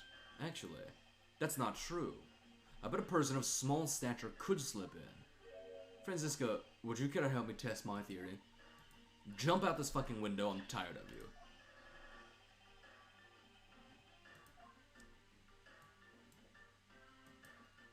Supposed to talk to him, not examine the window. Earlier you were in lobby number 1, and now you're here in lobby number 2. You are quite the busy man, Detective Bad. Multiple returns to a crime scene brings about success. That's what we detectives say. I see. In that case, you wouldn't mind if I asked about what happened again, correct? I don't have anything left to say to you, boy. Would it kill you to help us even a tiny bit in our investigation? I gave Faraday's notebook to the judge earlier. That's help enough, don't you think? Please, we're asking you for just a bit more of your cooperation. Don't push me, kid. I'd like to ask once again about what happened around here at the time of the crime. I refuse to answer. Any more investigating you do would be a waste of time. Besides, how am I supposed to answer questions about things I don't know about? Things you don't know about? But aren't you supposed to know everything? You should. Wait, is it possible? Maybe he doesn't know about the trick behind that piece of evidence. I should try showing it to him. It may prove to be the key to getting some answers from Detective Bad. Scobbs is key, senor. Detective Bad, did you know of the existence of the item in this photograph? Of course I did. It's my job to know everything related to the Yadagarsu case. In that case, let me ask you something. Did you know that the knife that killed Mr. Faraday and this Yadagarasu's key are one and the same? What? That's impossible. It looks like he didn't know after all. This piece of evidence, which we call the Yadagarasu's key, is actually a well-camouflaged knife. Mr. Faraday was planning to use this Yadagarasu's key to prove that Mr. Rell was not the real Yadagarasu. Isn't that correct? I guess so.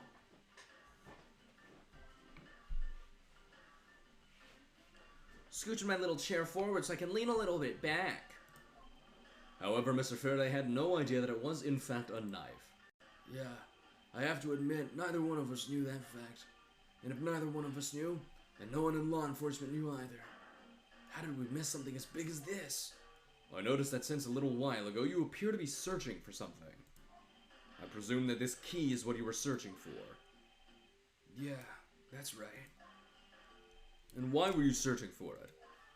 Because I promised Faraday. I promised that I'd protect that key with my life. But after he was killed, the key disappeared from Faraday's evidence bag. Who would have thought that the key is what took Faraday's life? Detective Bad. So that we may find the truth, please testify for me once more. Alright. But it doesn't matter how many times I tell you about what happened. Nothing will change. Hi, Eve. Yeah, game's going pretty good. Detective Bad. I ask that you please testify once more about what happened in lobby number 2 and what you experienced in lobby number 1. My answer's still the same. And this is the last time I'm gonna do this. That's fine, because I only need this one last time to clear everything up. And find the truth behind this case.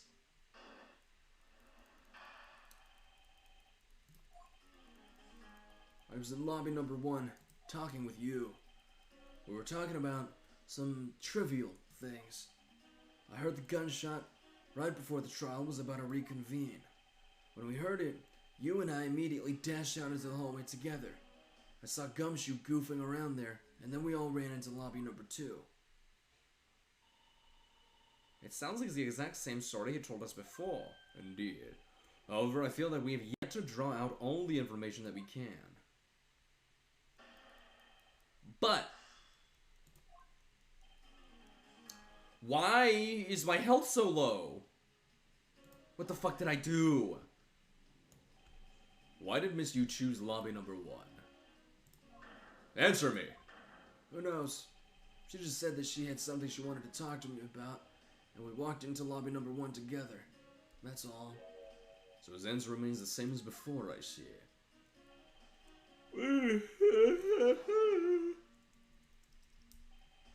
I was hoping you could expand on what exactly you were discussing with Miss Yu. Trivial stuff. It was nothing important. That's for me to decide.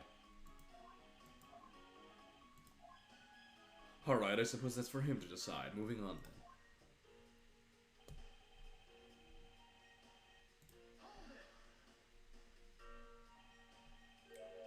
Until you heard the gunshot, did you notice anything else that was out of the ordinary? I didn't hear any other strange sounds until that gunshot. The gunshot Detective Bat heard was really the one from the murder. That would give that other piece of evidence an entirely different meaning. I ask that you please amend your testimony with that statement just now. Sure.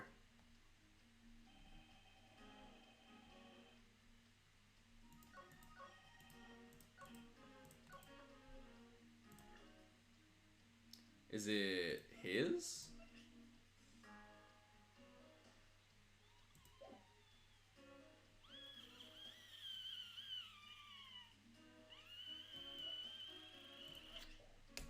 Other than gunshot, didn't hear a sign of a struggle.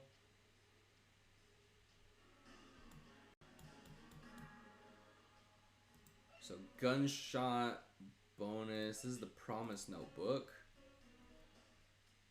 I think it's either the balloon or the bottle.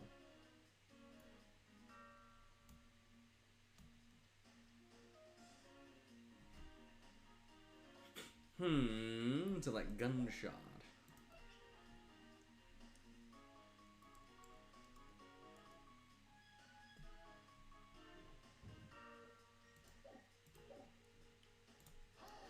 I'll press a little bit more. Detective Bad, you honestly don't remember hearing anything else? Yeah. Is it possible you were so involved in your conversation that you missed something? I've been a detective for a long time, and even if I were involved in something, I've got quite the habit of keeping tabs on everything that goes on around me. If there had been some other strange sound, you can be sure I would have heard it. So, the gunshot. I feel like it might be the balloon. I'm gonna have to pull that out. And why did the two of you dash out into the hallway straight away? Because we clearly heard the sound of a gunshot. Yet we knew it came from somewhere nearby. And how did you know that it was a gunshot? In my line of work, you hear enough of them to know. I suppose it's only natural for a detective to know what a real gunshot sounds like. But given the circumstances, the only person I could think of whose life would have been in danger was Faraday. That's why I ran out into the hallway right away and headed for where he was.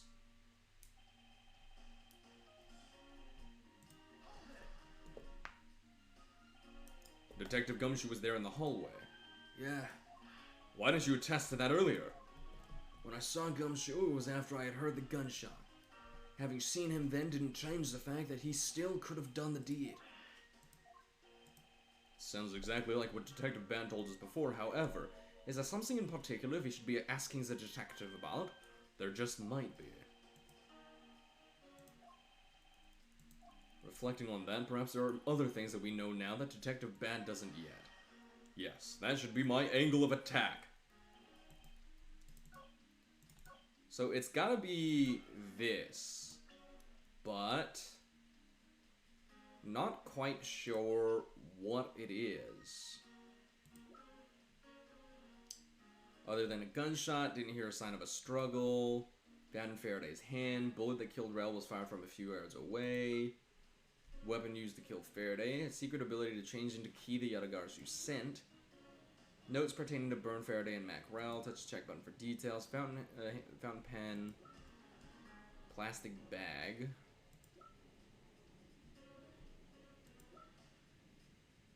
About the Swiss roll together. Left on the hallway bench. Maybe that'll work? Got it. Detective Bad. Does this balloon fragment remind you of anything? It's the same color as the one Kay was holding. Oh? So you knew about that girl's balloon? Yeah. I was sitting with her up in the gallery. During the recess. Just before we split up, I filled that balloon up for her. Well, as you may have already surmised, this piece did indeed come from Kay's balloon. So, what about the balloon? I wonder if you might remember hearing this balloon pop at some point. What are you getting at? This fragment was found in the hallway right in front of lobby number 2. Furthermore, it was the sound of this balloon popping that the judge mistook as a gunshot. Oh? So the sound that the judge heard was not actually a gunshot, huh? On top of that, His Honor says that he heard the balloon pop about 20 minutes before the trial was reconvened.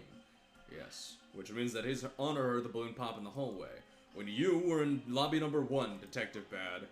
And if you were in lobby number 1 at that time, you were close enough that you should have heard the balloon popping as well. So? Well, don't give me a so. It just proves that there's a flaw in your testimony. The crackling of the truth is louder than the sound of your sweet naivete cracking. And since you kids don't seem to know, let me fill you in on something. Did you ever stop to think why the doors and walls of this place seem so rugged? That's because they were designed to keep secrets from being leaked. What is that supposed to mean? The doors and walls are super thick. The window panes are double layered. To top it all off, even the curtains are made of a special sound-absorbing material. Perfect streaming environment is what that is. Then you mean... Since I was shut up inside lobby number 1, there was no way I could have heard that sound. No. I knew that's what he was gonna say. Since that means that Scarface's testimony is completely useless. If the rooms are soundproof, then of course he wouldn't hear any sign of a struggle. That's also why it's only natural that I didn't hear the balloon popping. Now do you get it, kids? Miles, I thought we were supposed to be the ones finding flaws in his logic, not the other way around. The other way around? It's not possible to hear the sound of a balloon popping if one were in lobby number 1. However, if we examine the situation in reverse, a person standing in the hallway should not be able to hear the real gunshot either. And yet Detective Gumshoe claims to have heard it while he was standing in the hallway. Detective Bad, if that is the case, how exactly did you hear the gunshot? What do you mean, how? I just did. It would appear that you have yet to realize the contradiction in your own words. Oh? How so? If the rooms are as soundproof as you say they are, then how did the sound of the gunshot enter your ears? I see what you mean. I guess I'm more out of it from Faraday's murder than I had thought. Which means what, exactly, Miles? In the end, what does it all boil down to? It boils down to this. There must be a reason as to how Detective Bad and Gumshoe heard a gunshot they theoretically couldn't have. It looks like we need to examine the state of the crime scene again, huh? It's the window.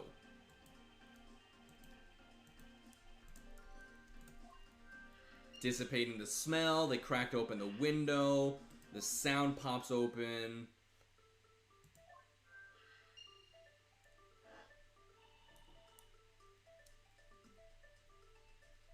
Surveillance video.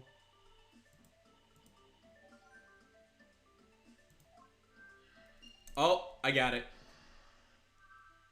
Yada yada. So, dissipating the smell means they cracked the open window.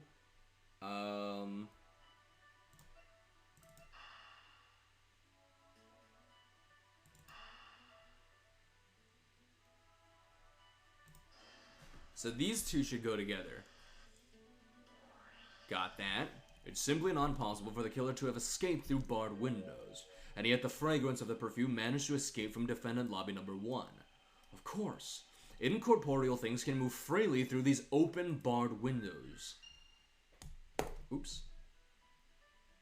Very loud television, missing evidence.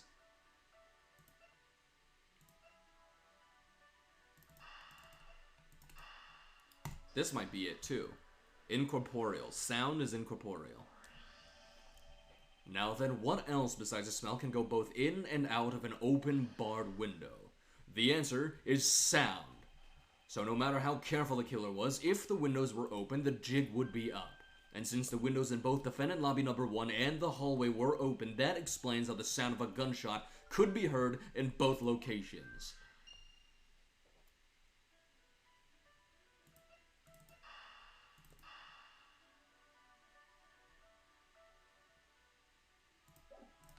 No, I don't think that's... Oh, I guess it is.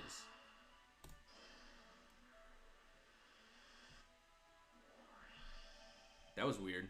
But I guess I didn't have a choice, so it kind of just made it for me. The missing piece of evidence is a video that shows the moment in which Mr. Rell killed the embassy staff member. The sound of the gunshot left quite an impression on me when it was played during the trial. The video should have been returned to Mr. Faraday's evidence bag for the recess, and brought back here. If it disappeared after that time, then it's possible that the tape is still here in this room. Eureka! The evidence that the missing evidence created for me is the gunshot sound that no one should have been able to hear in the first place. Miles, what have you been thinking about? Stop wasting time thinking and let's start looking again. It's not a waste of time to think, for I have figured out where we should look. And where would that be? I believe we should examine the television. The TV? Well, you kids have fun. Go ahead and examine whatever you like. Please give me my house back.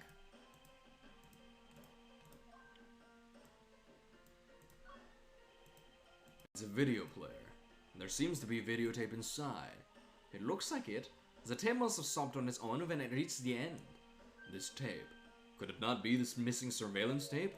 Well, I suppose, but... Detective Bad, would it be alright with you if I verify the contents of this video? Sure. Knock yourself out. Alright, then let's rewind this and see what we have. Ugh.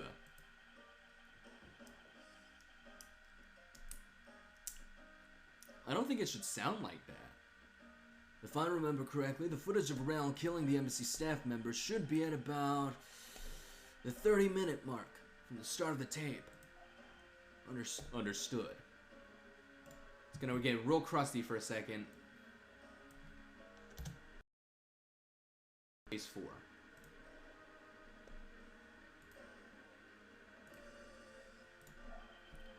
This should be about right.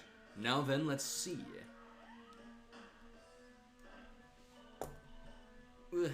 This is the footage of Mr. Rell shooting the embassy staff member. I knew it. The missing piece of evidence, the surveillance video, was here all along.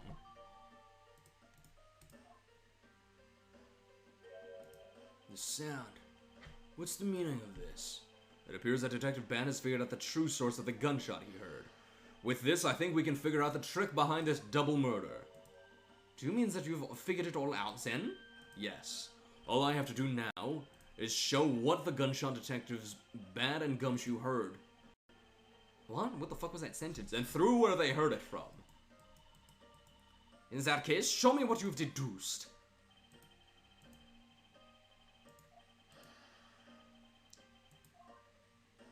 Okay, so... Earlier when Detective Gumshoe touched this, it made a most terrible racket. You mean when Scruffy turns the television on, right? Actually, come to think of it, I don't think Detective Gumshoe actually touched the television at all. Furthermore, it seemed more like when a video feed suddenly stops. At least, it did to me. I wonder why that is. Just as with the spilled perfume in lobby number 1, if the windows were open, that piece of evidence that sounded would also dissipate out. Now to show what the gunshot detectives Bad and Gumshoe heard was. And through where they heard it from.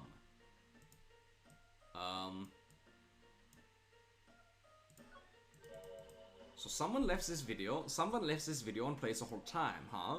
I suppose so. Other than the killing, there's hardly a sound on the rest of the tape. So then why does the television make that loud noise when Scruffy got near it? That's probably because the tape had run out and stopped its playback. It's not just bad luck that detective has... It's not just bad luck. That detective has the worst timings of all, too. Someone purposefully left this video on play. The question is, why?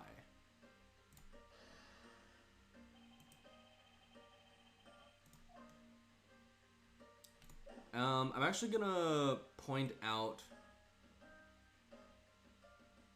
I guess the TV.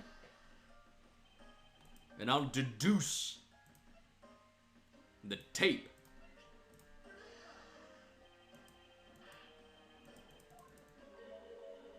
Okay, so maybe the window then?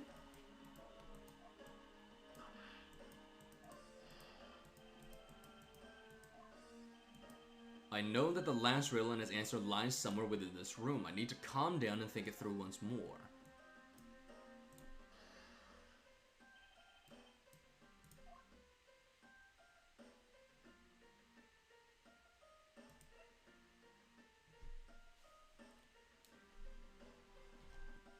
No, wait. Okay, so I need to find...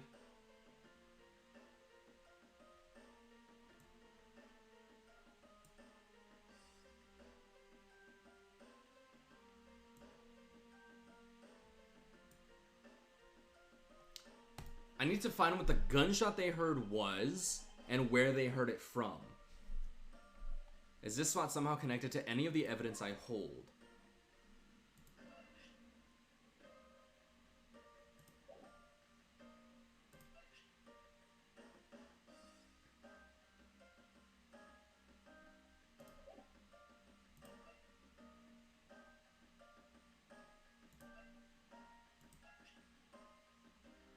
Gunshot is especially impactful.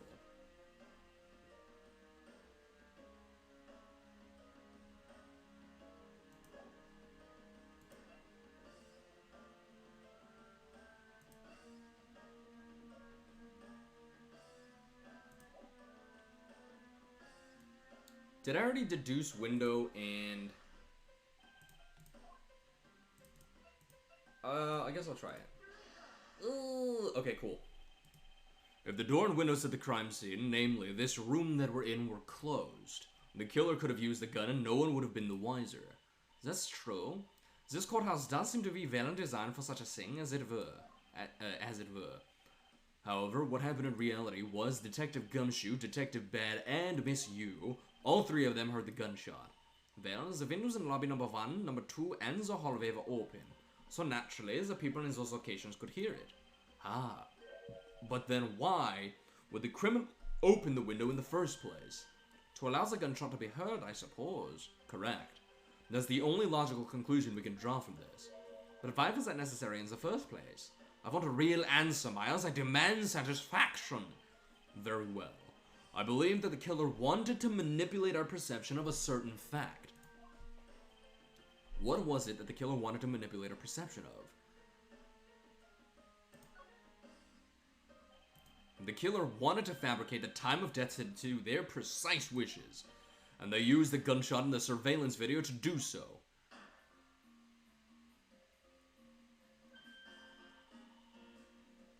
So that's why the tape was left running.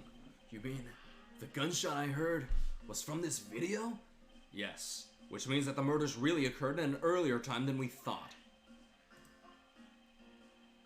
It must have been during the recess, but before Detective Gumshoe was on guard duty. Someone who has no alibi for that time period and planned this crime out in advance. That person is the real killer. Please give me all my health back. Thank God.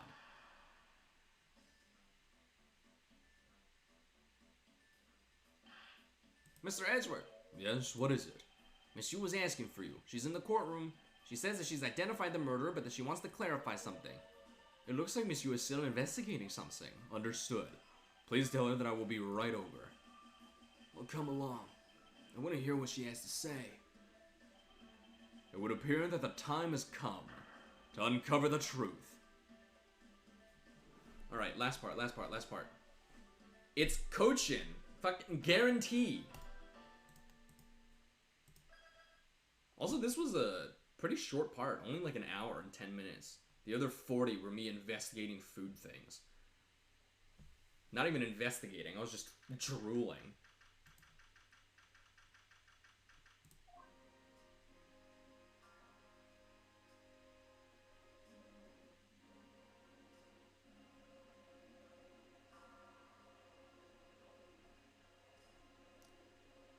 Crusty.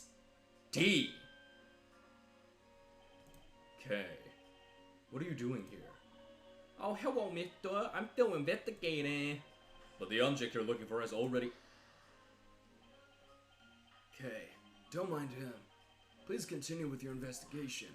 Okay, you got it. Detective Bad, haven't we already found what you were looking for? If it means I can keep her in the dark just a little longer, any little task will do. Oh? You're more sympathetic than I thought. Ooh, when 3 people are moving on the screen, it is crusty. More crusty than a pizza. I've been waiting for you, Edgeworth. I've also been waiting for the moment in which we can finally lay this case to rest. I hate her. I'm so tired of her.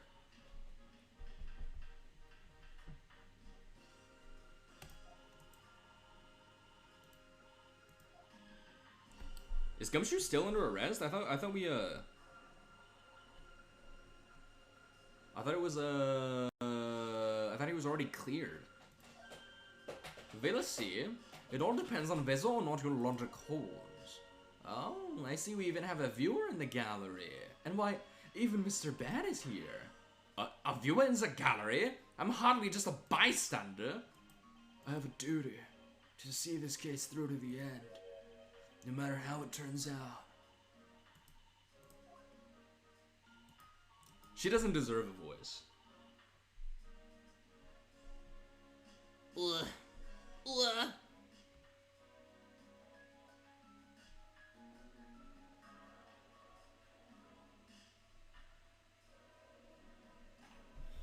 You know what I'm also craving now, all of a sudden? Miso soup. I've taken statements on every single person's movements during the time when our suspect was in the hallway. I also confirmed that there is no possible route of escape from lobby number 2. Therefore, the killer must without a doubt be Detective Gumshoe. Why does she want to get Gumshoe so bad? She's a part of the smuggling ring. She's trying to get Gumshoe out because that's just another detective down. And that's all you have? Sorry, but I beg to differ. In a trial, there is always time for a rebuttal, and we are standing in a court of law. It'd be more than appropriate to follow the rules of court in... It'd be more than appropriate to follow the rules of court in this case, don't you think?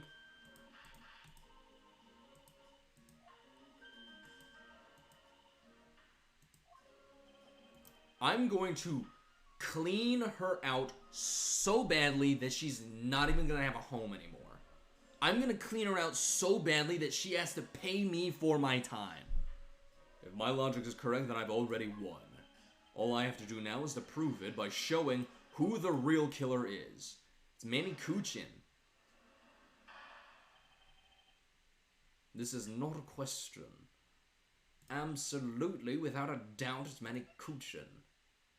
Deed man, no. No. There he is.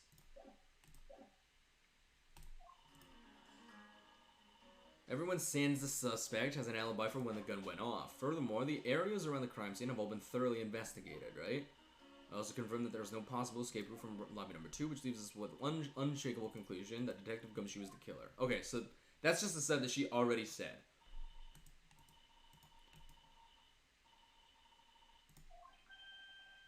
But of course, there's no need to confront her logic head-on right now.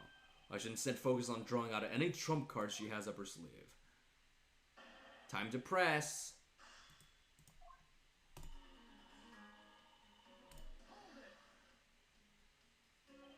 The suspect. But I thought that Detective Gumshoe's alibi has already been proven. I assure you this is no joke.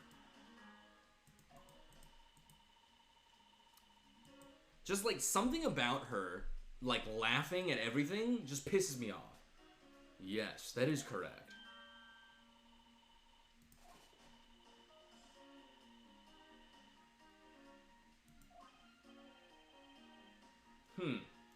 I see she's done her research well. Which means that I should focus on drawing out whatever trump card she's withholding.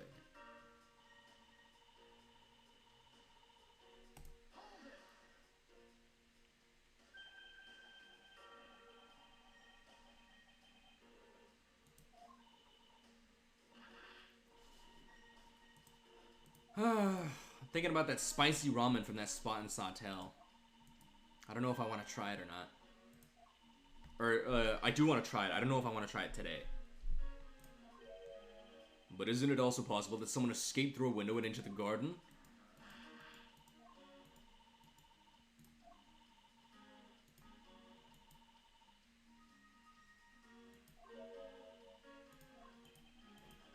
Yeah. There wasn't a scrap of evidence to suggest someone used one of the windows. There also weren't any footprints or anything in the courtyard garden. I suppose they really did check everything that could be relevant to the case.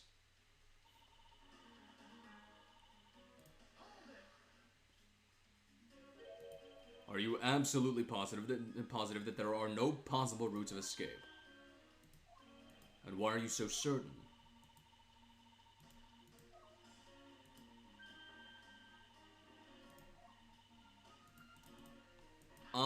Not true. The whole point of escaping an area that has no form of escape is that you make your own path. Miles Edgeworth, I suggest you use a bit more of it in the future.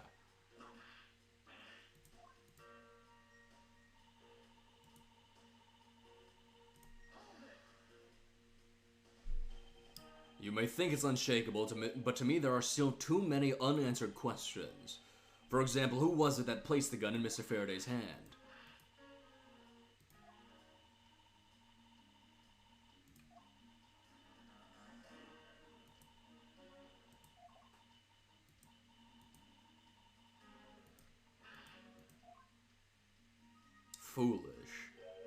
Foolish women. I grow tired of you, Callisto, you. Get out of my courtroom. I'm not about to let her get a rise out of me with such a flippant statement. I suppose we've really reached the end now. I already have my trump card ready.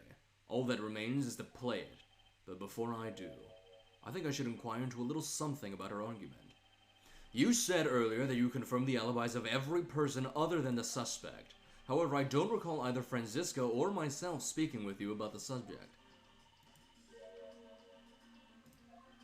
I see.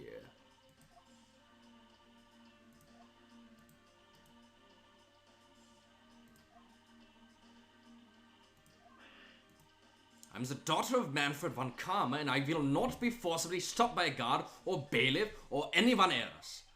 Wait, so basically the only reason Francisca bothered to show up today was because she found out that I was to be the replacement prosecutor? By the way, Miss Yu, what about everyone's alibis before Detective Gumshoe was assigned to guard duty? Have you looked into what people were doing during that span of time?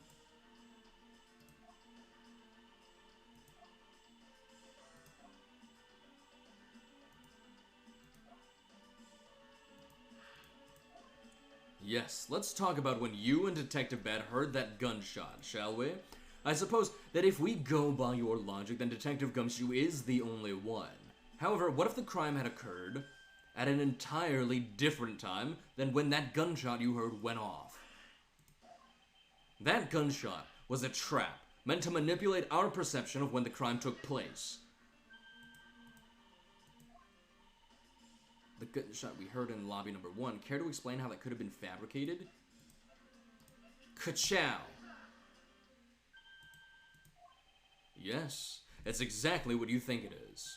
This is the surveillance tape of Mr. Rell the prosecution presented in today's trial. This was found loaded in the video player in lobby number 2 that was connected to the large television that had its volume turned all the way up. Ah, but I do. Which leads me to my next point. The murders occurred much earlier than when anyone heard the gunshot. That's the only thing I can think of, too. After committing double homicide, the killer took the surveillance video out from Mr. Faraday's evidence bag, turned the television's volume all the way up, and left the video to play. If played from the beginning, it would take about 30 minutes for the gunshot sound to come on.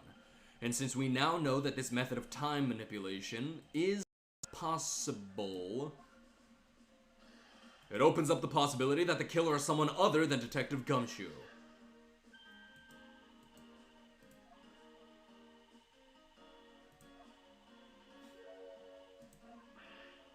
Of course we knew. Didn't we, Miles? Yes, of course. We know about the soundproof quality of this courthouse's rooms. Of course, I'm not about to admit we had no idea until only a little while ago.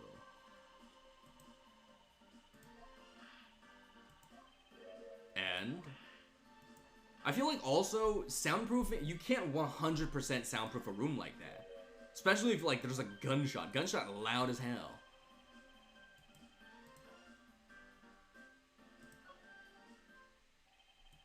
There is actually one common point between lobby number 1 and lobby number 2.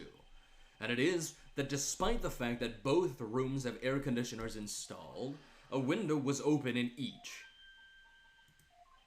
Now, we know that the window in lobby number 2 was opened by the killer. However, a window in lobby number 1 was also opened. Her objection voice is weird. And Edgeworth is power. It was no mere coincidence, I assure you. Why was the window open in lobby number 1? The answer is that a certain person did something to cause the window to be opened. And the person who triggered that action, that person is the real guilty party. The real killer in this double murder is...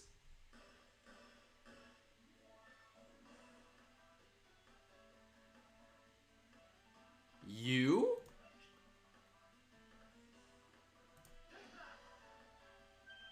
Miss Callisto Yu, I hereby formally indict you of the murder of Mr. Faraday and Mr. Rell. What? Are you serious, Miles? Why do you think she's the killer? I don't understand her motive just yet. But of course I'm serious. Because she is the only one who could have done it. Well, Miss Yu, do you still feel like laughing now? My argument must not be tight enough yet.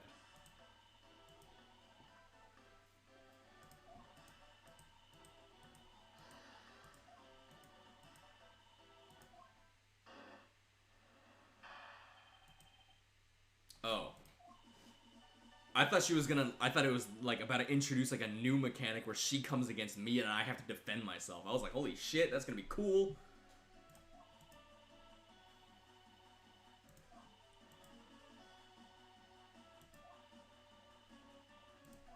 My logic is not full of holes. The only thing that's full of holes here is Detective Badge's jacket. Shut the hell up. This is where it really starts. I mustn't let my guard down for even a second or the truth will blow away. Now is the time to put the patented Von Karma perfect proof to the test.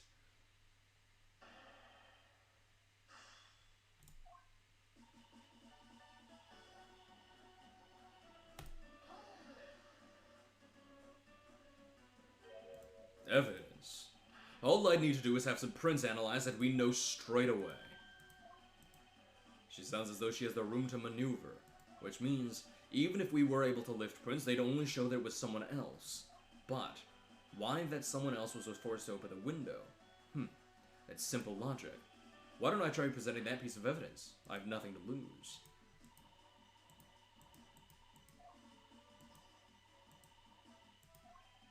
Yes, I'll be fine.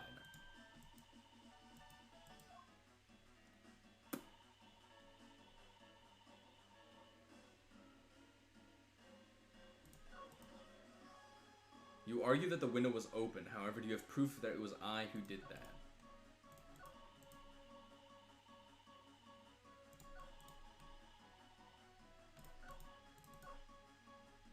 Okay, so I'll press everything and then I'll start presenting again. I thought I just proved that it was. Yada yada yada, tape was used in the crime, you can't prove that, blah blah blah. Unfortunately for you, Miss Yu, the fact that the tape was there at the crime scene is in itself very important. But the very existence of that tape at the crime scene, it proves the possibility that the when of the crime could have been fabricated. And that possibility alone renders all alibis and witness reports irrelevant. Basically, it means that we will need to re-examine every person's movements again. Whether the tape was used in the crime or not, that we can reevaluate afterwards. Blah blah blah.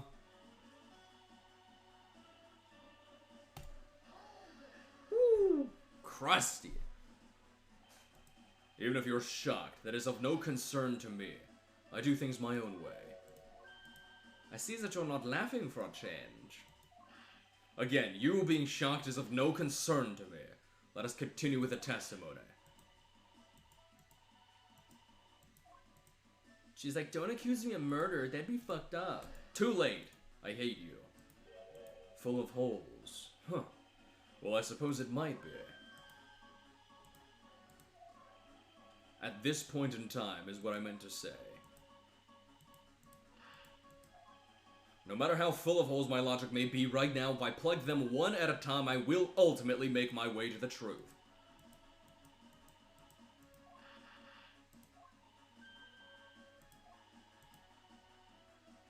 out why a window in lobby number 1 was open? Yes, sir.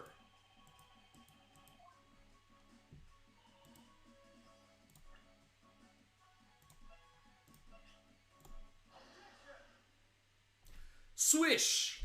Hook, line, and buckets, baby! I'm sure you've seen this before, haven't you, Miss Yu?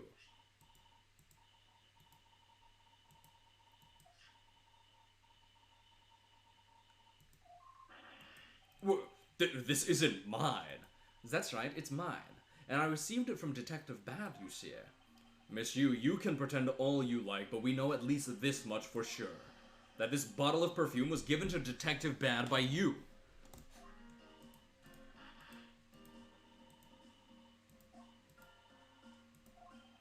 While you were in lobby number 1, you made a big show of spilling some of this perfume. That's according to Detective Bad. You also knew that if you spilled it, he would naturally move to open a window. She's trying to rely on coincidences.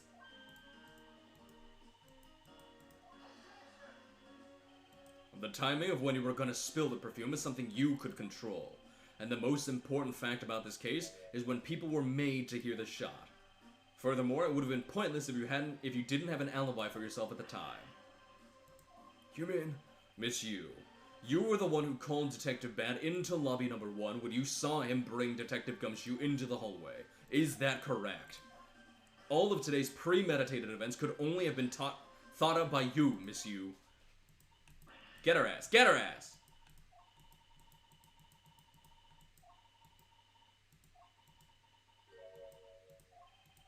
Would you care to testify as to why?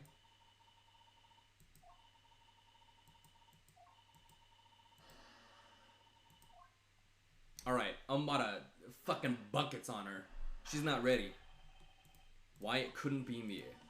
Accusing someone of murder over a spilled bottle of perfume is a bit over the top, but I suppose forgery of evidence is to be expected of a disciple of Von Karma. In any case, it simply could not have been me who killed Mr. Faraday. After all, I don't even know where the knife that was used to kill him came from.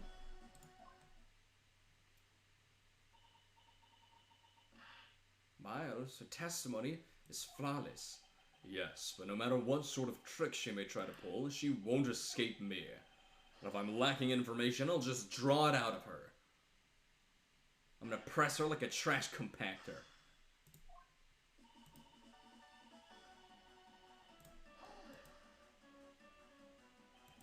I think I already explained the significance of that earlier. You only confirmed that I did spill some perfume, but that's all. That you would accuse me of murder based on a simple spill.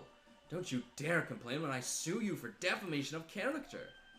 Do as you like, but as for me, I believe. You believe? I believe that you are the true culprit in this case. I hate her so much. Why does she keep laughing? It's not funny. She's being accused of murder.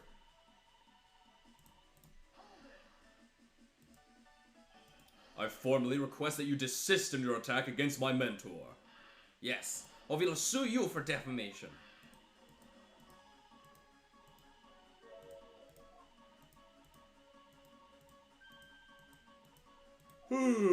How dare you? Say such a thing. Calm down, little girl. Don't let her get to you.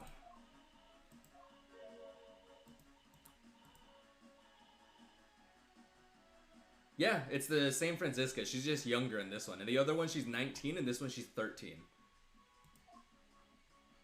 So this is baby Franziska.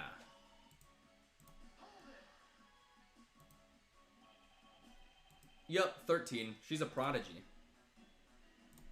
See, we go to profiles, we go to Franziska von Karma, 13 years old. And why exactly could you not have killed him?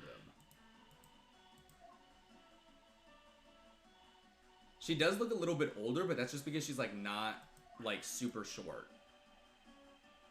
In the previous game that you saw her in, she was 19. Your preferences have no bearing on what is at hand. Monsieur, you will desist in this tomfoolery and return to your testimony. And Miles, if you're going to lose your coolness, then I won't show you any mercy. Sorry. Miss Yu, please continue with your testimony.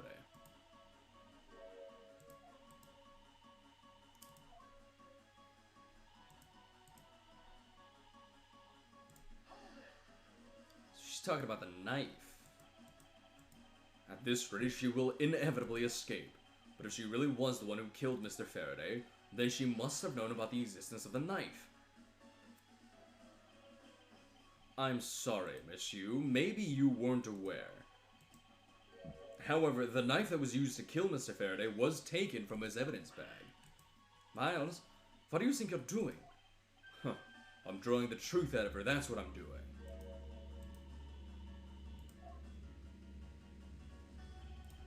Well, I suppose that's because the evidence was something Mr. Faraday had yet to use.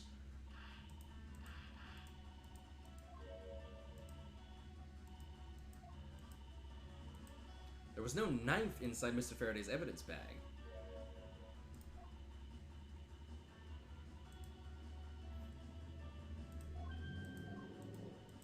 Guess what, bitch? It does! Huh. I never intended to do such a thing. It was all a misunderstanding on my part. In any case, I wonder if you might append what you just sent to your testimony.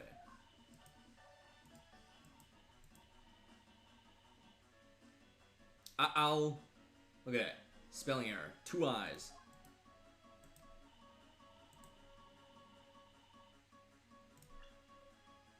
Just kidding, shitlord. Guess what I have? Get shit on, idiot. I'm tired of you. Miss Yu, I wonder if you might take a look at this photo for me. This is a picture of the key the Yatagarasu sent to the police. However, while it may look like a key at first glance, it, in fact, has the secret ability to transform into a knife. Which means that what was inside Mr. Faraday's bag was both the Yatagarasu's key and the murderous knife. You knew that the key was inside Mr. Faraday's bag, did you not? Well, with the Yatagarasu's key alone, it's more than possible to kill Mr. Faraday. Do you understand now? Just knowing of the existence of the Yatagarasu's key.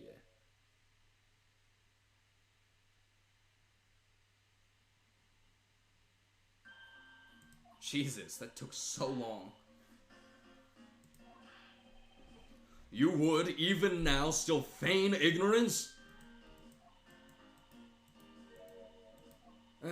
It's not false evidence. It's not forged. It's not false. It's nothing of the sort. Are you mocking my papa? Don't you dare sully the good name of my mentor. Now take a good look. This piece of evidence is more than real.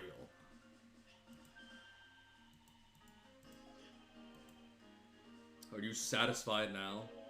But of course, you knew from the very beginning, didn't you? You knew that the knife and the Yatagarasu's key are one and the same.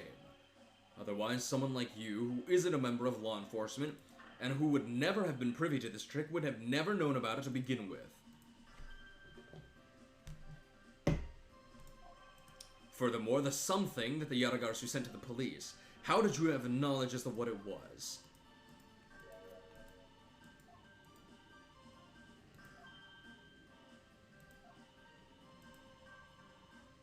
Nope, false. What you're saying is simply not possible. Because Mr. Faraday himself didn't know about the hidden knife within the key. For within these pages, he mentions nothing about a knife.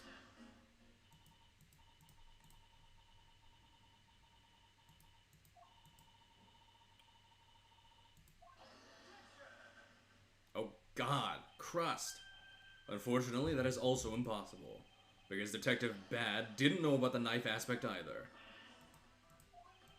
What would have been highly classified information even within the police force, and is something that even the lead detective on the case didn't know. Why would Mr. Faraday have felt the need to share such information with the opposition?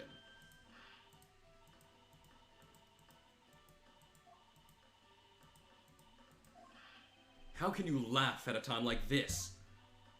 She probably just realized a flaw in her logic and is actually in a panic over it. But that's not something we need to concern ourselves with. I suppose you're right. Miss Yu, I'd like to state that I also know how you know the real nature of the knife.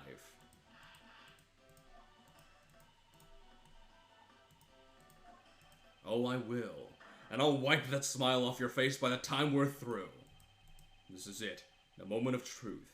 The secret behind the Yatagarasu's key. Only one person would have had knowledge of it from the get-go. Who would know from the start that the Yatagarasu's key could change into a knife?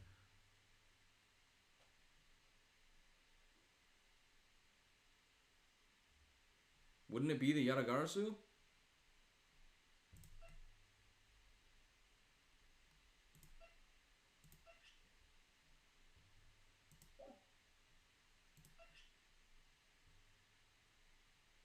Who would know from the start that the Yatagarasu's key could change into a knife? I think that's right. There's only one person who would have known about the dual nature of the key. And that is the person who sent the Yatagarasu's key to the police. That is to say, the Yatagarasu herself. She is the Yatagarasu? Are you saying that this lawyer is the great thief Yatagarasu? Miss Yu, you used Mr. Rel to lure Mr. Faraday into a trap, didn't you? You, who profess to bear a grudge against criminals, why? Why do something like this?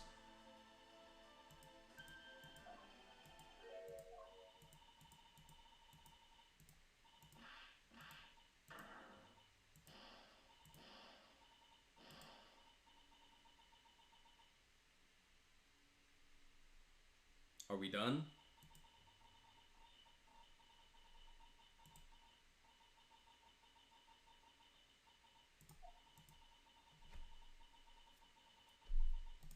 Oh, she is. What?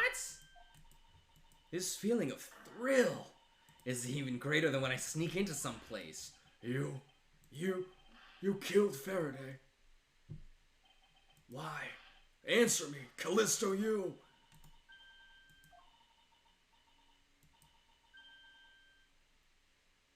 Callisto Yu. Huh. That's not my real name.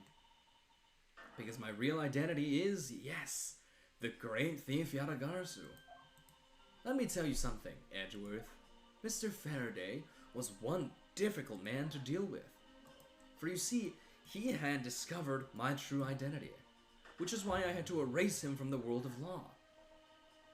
I made Rel an offer, an acquittal for a little favor in return. All he had to do was accuse Mr. Faraday of being the Yatagarasu in court. But once we entered the recess, Rel was dragged off by Mr. Faraday, which threw my plan into a complete mess. I chased after them and eavesdropped on them through a crack in the door. That Rel caves only two things, money and authority, just like all thugs do. I feared my plan was going to be ruined if Mr. Faraday held on to Rel any longer. Plus, if I had let them continue on the way they were, I would have been found out. That's why I had no choice. I had to kill them both. But didn't you say that you despise criminals? But do I really? Have you forgotten about the KG-8 incident too? Maybe. What sort of woman would... So then was it your plan to kill Mr. Faraday with the very evidence that you sent? Well, I had a good idea of what Mr. Faraday was going to do. I anticipated that Mr. Faraday was going to prove that Rel wasn't the Yatagarasu by using this Yatagarasu's key as evidence and that he would bring it with him. Which is why I thought to use the knife portion. With a weapon as well disguised as this, no one would be the wiser, because who in their right mind would think something like this could be a weapon? I casually entered lobby number 2 on the pretext that I had to talk with Mr. Faraday, and in order to get in with him I pretended to be worried about something. He then let me hold the Yatagarasu's key just like that. He never noticed that I changed his key into a knife inside that plastic bag. And he didn't have the chance to take note of the knife that took his life. How could you kill him? I knew him for a long time, you know? At the very least, I thought to give him a quick and painless death. But if you killed Mr. Faraday first, there's no need for you to kill Mr. Rel as well. I believe I mentioned why when we were placing Detective Gumshoe under arrest. Something about having accidentally created an eyewitness. and how that led the killer to think about setting them up as though they'd killed each other. Then the trick with the surveillance tape. Yes, I hadn't actually planned to use a gun. The risk was too high that I'd be caught. However, that's when I remembered the existence of that surveillance tape. Which is why I had Rel help me set up the crime scene. And after all was said and done, I rewarded him for all his hard work with a bullet. You're a defense attorney, aren't you? How could you betray a client?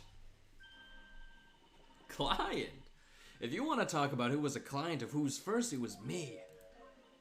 I was the client in the murder of the Cardopian embassy staff member, Deed Man. You ordered a hit job? You still haven't figured it out, Mr. Bad. I had Deed Man killed because he was about to give away info about the smuggling ring. Now, who exactly do you think would benefit from such an assassination? It can't be. You're... That's right. I'm a member of the smuggling ring. Okay, so I was right. Definitely a member of the smuggling ring. However, I was a little bit off on exactly like who she was. How could this? You don't mean you're working with Manny Cochin too, do you? Maybe, maybe not. Guess you'll never know. Zayatagarasu claims to be noble, but you're just as a cold-blooded murderer. That's right, little girl. The Yatagarasu is just another killer. Be quiet, you. Yatagarasu, you can run from the law, but you'll never escape it. So just humbly accept the judgment of this court. She's like, no. Hey, Edgeworth, did you know the Yatagarasu has 3 legs? Do you know why that is?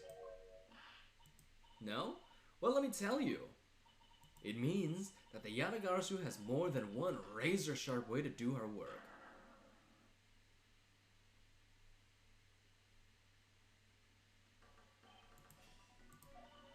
You really are too naive, Edgeworth.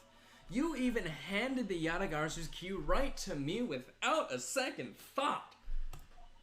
Everything may not have gone according to plan, but I'll still gladly take it. You mean the key was your real target?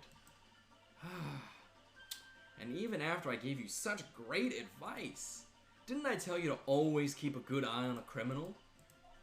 Or you may regret what comes of your negligence. You two get down!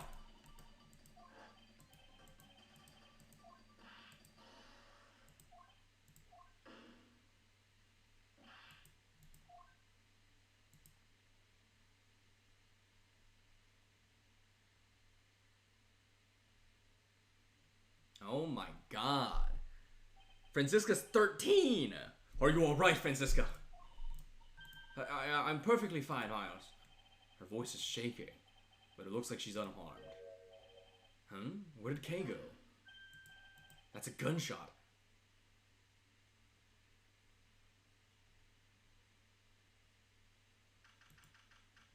Oh my god, did Kay get shot?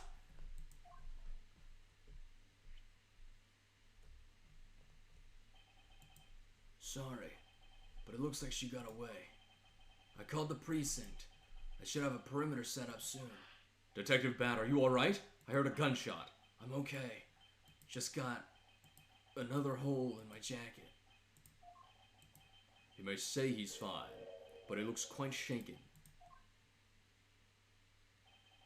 More importantly, boy, Mr. Edgeworth, Miss Von Karma, are you two hurt?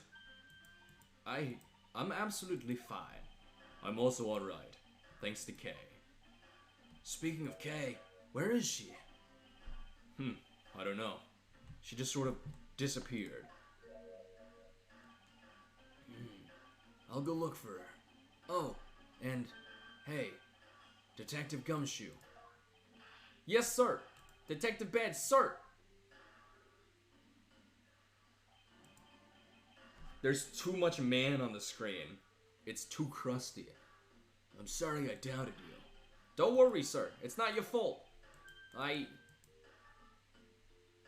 Well, I lied to you guys too, after all. I heard about what happened. From Kay. lying while giving testimony is still unforgivable. But in this case, you were protecting Kay and her feelings. Looks like you just might have what it takes to be a real detective. Now, don't you ever lose that detective spirit, okay? You got it, Pops. Pops.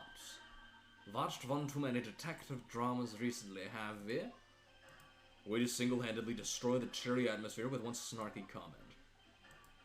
I should get back to the investigation. I swear, I'll catch you if it's the last thing I do. Be careful, Detective Bad, and take care. Thanks. Well, I'm off. Maybe we'll run into each other again someday.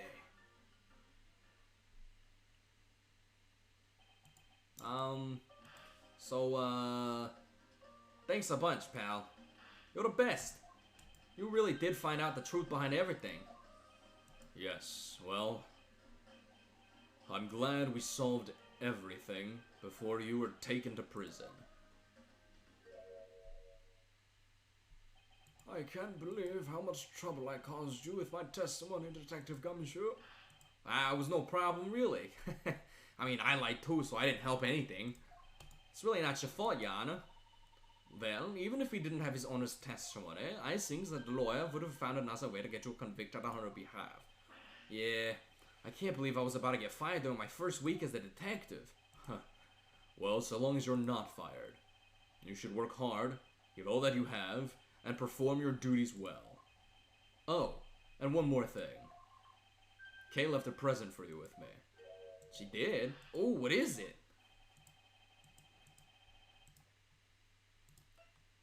Swiss roll, baby. It's a courthouse special Swiss roll. Can I really have it? Yes, it's a present meant for you after all. Thanks a bunch. You have no idea how happy this makes me, pal. I'm gonna eat this right now. Sure, go ahead. The Swiss rolls Detective Gumshoe and Kay bought together. While the one Kay saved never reached her father, it would appear that her sentiments have touched the heart of this detective. He's so happy, it's as though he's having a welcome back celebration of his own. Well, I was asked by Kay to give it to him. Ooh, that was good, pal. I can't believe I got 8 two of these delicious things in one day. It's like I'm in Swiss roll paradise or something. I've got to thank Kay myself. Hey, wait, where is she? You only noticed just now? Was his mind not present when we discussed her earlier? Detective Bad left to go search for her earlier. Maybe you should go join him. Yeah, you betcha, pal. I'm gonna go help him. Oh, the foist.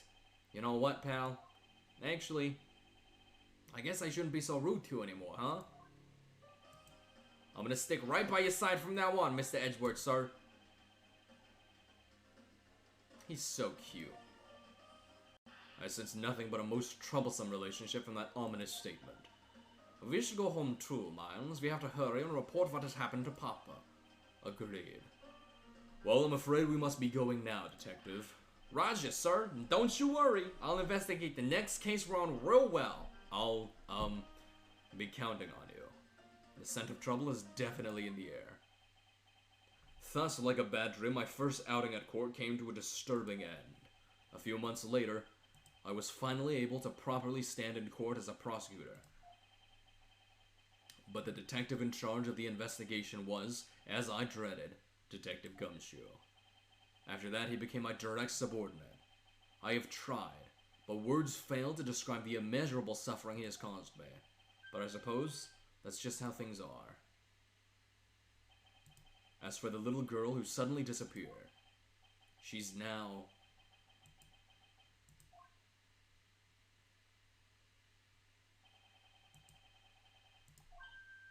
So, do you remember now?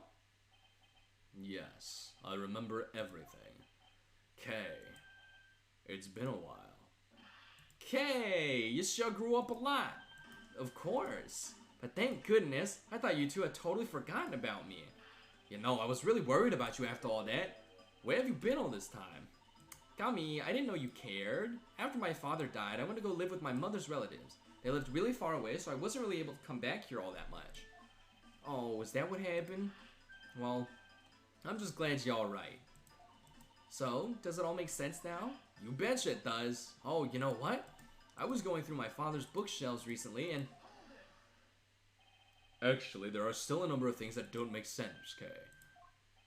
First of all, why did you come all this way to see me? And second, why are you calling yourself the Yatagarasu? The Yatagarasu is Callisto Yu, the woman who killed your father. No, you're wrong. The real Yatagarasu was my father. I knew it! I've been right about this shit the whole fucking time. Mr. Faraday was the Yatagarasu? Like I said, I was going through my father's bookshelf recently, and I found a secret diary hidden among his books. I have no regrets in choosing to walk the path of the Yatagarasu. That was written in his diary, and that's how I know for sure. But that's impossible. What's with that look? You don't believe me? It wasn't just the expression on my face. I clearly said it was impossible just now. Alright then, how do you explain this? It's a way of disarming any security system of the user's choosing. Yep, that's Little Thief. Truth be told, this is the Yatagarasu's greatest secret. And this little gizmo was used by my father. Wow, Mr. Faraday wasn't just a great prosecutor, he was really a great thief, huh? Yeah, my father worked really hard to steal the truth, but he was killed. And the Yatagarasu was no more. But despite that, the Yatagarasu has been spotted again recently. Someone other than you. Here, Mr. Edgeworth. Take a look at this article. Yatagarasu sends card to embassy. The Yatagarasu sent the embassy a calling card? Yeah, meaning this person's a fake. I'm almost certain that Callisto Yu lady is behind this. Because the real Yatagarasu would never send something like a gaudy card out. But the Yatagarasu did send a white card along with anything to be publicized. That's what Detective Bad told me 7 years ago, if memory serves. Well, as soon as I heard the news, I got all wound up and I knew I couldn't just let it go. So I searched you out, so that I could obtain the truth behind the Yatagarasu. Because if anyone can help me find it, I figured it's you, Mr. Edgeworth. So you're saying that I have your father's and Miss Yu's identities backwards? Yes, because the real Yatagarasu is noble to the end. And I want to revive the real noble Yatagarasu. If I don't, my father will never be able to rest in peace. Kay, you're so honorable. I don't care what anyone thinks, I'll always be here to cheer you on, pal. Even if you are honorable, a thief is a thief. And if you are plotting to commit a crime, then I'm afraid I can't be complicit. Mr. Edgeworth. Aw, you guys are not making it easy for me. Who am I supposed to support now? Mr. Edgeworth, what I want from you is not to steal something. What I want is the arrest of that evil woman. That evil woman? You mean Callisto Yu? I think it's too hard for me to catch her all by myself, but I thought that since you were able to expose her for who she is, then maybe... Please, Mr. Edgeworth, won't you help me? Come to think of it, I do believe I owe you. Huh? Owe me for what? When Miss Yu made her escape, it was you who saved my life. Furthermore, you helped me with the investigation today. I am not so rude as to leave favors unrepaid. Then you mean... Yes. That case has been weighing down my soul ever since that fateful day. Perhaps the time has come to settle things once and for all. If you don't intend to sully your hands in a crime, then I believe I can help you. Mr. Edgeworth, thank you. Yay, Mr. Edgeworth, sir. Isn't that great, Kay? Yeah, it sure is, Gummy. Even though he had completely forgotten about her until just now.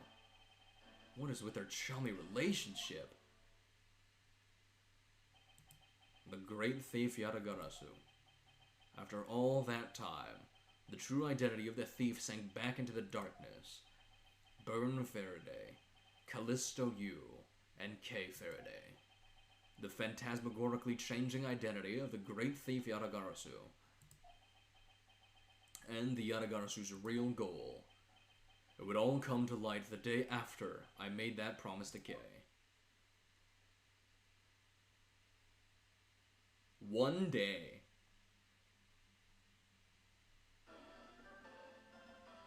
The kidnapped turnabout reminiscence, turnabout ablaze. So we're gonna save here, and then I'm actually just gonna be done today. I'm not gonna start 5 for a couple of reasons. One, because It's easier to stream these things separately, like case by case, because of the way that I upload them to YouTube. The way that I do is like, case by case, right? And so sometimes a case gets split into multiple parts, and that's okay because I just upload those two like separately, and then I just kind of like piece it out and say, this is part 1, this is part 2. But then the next case is always going to be like case, it's its own case. So I don't want to merge case 4 and 5 together into the same stream, because then I have to edit that, and that's going to take like 40 hours. So I'll be done here today. I'm going to eat now, and then I'll be back soon with case 5. And then case 5 is also going to be split into a couple parts, especially because it's so long. So I think I'll probably split it into maybe like 2 5-hour parts, or I'll see how that goes, but that's going to be how that goes. But point being, thank you all for tuning in today. I appreciate the support as always, and I will see you all next time with more Ace Attorney investigations. It's going to be great. This is the last case of this game, and then we move on to the second game.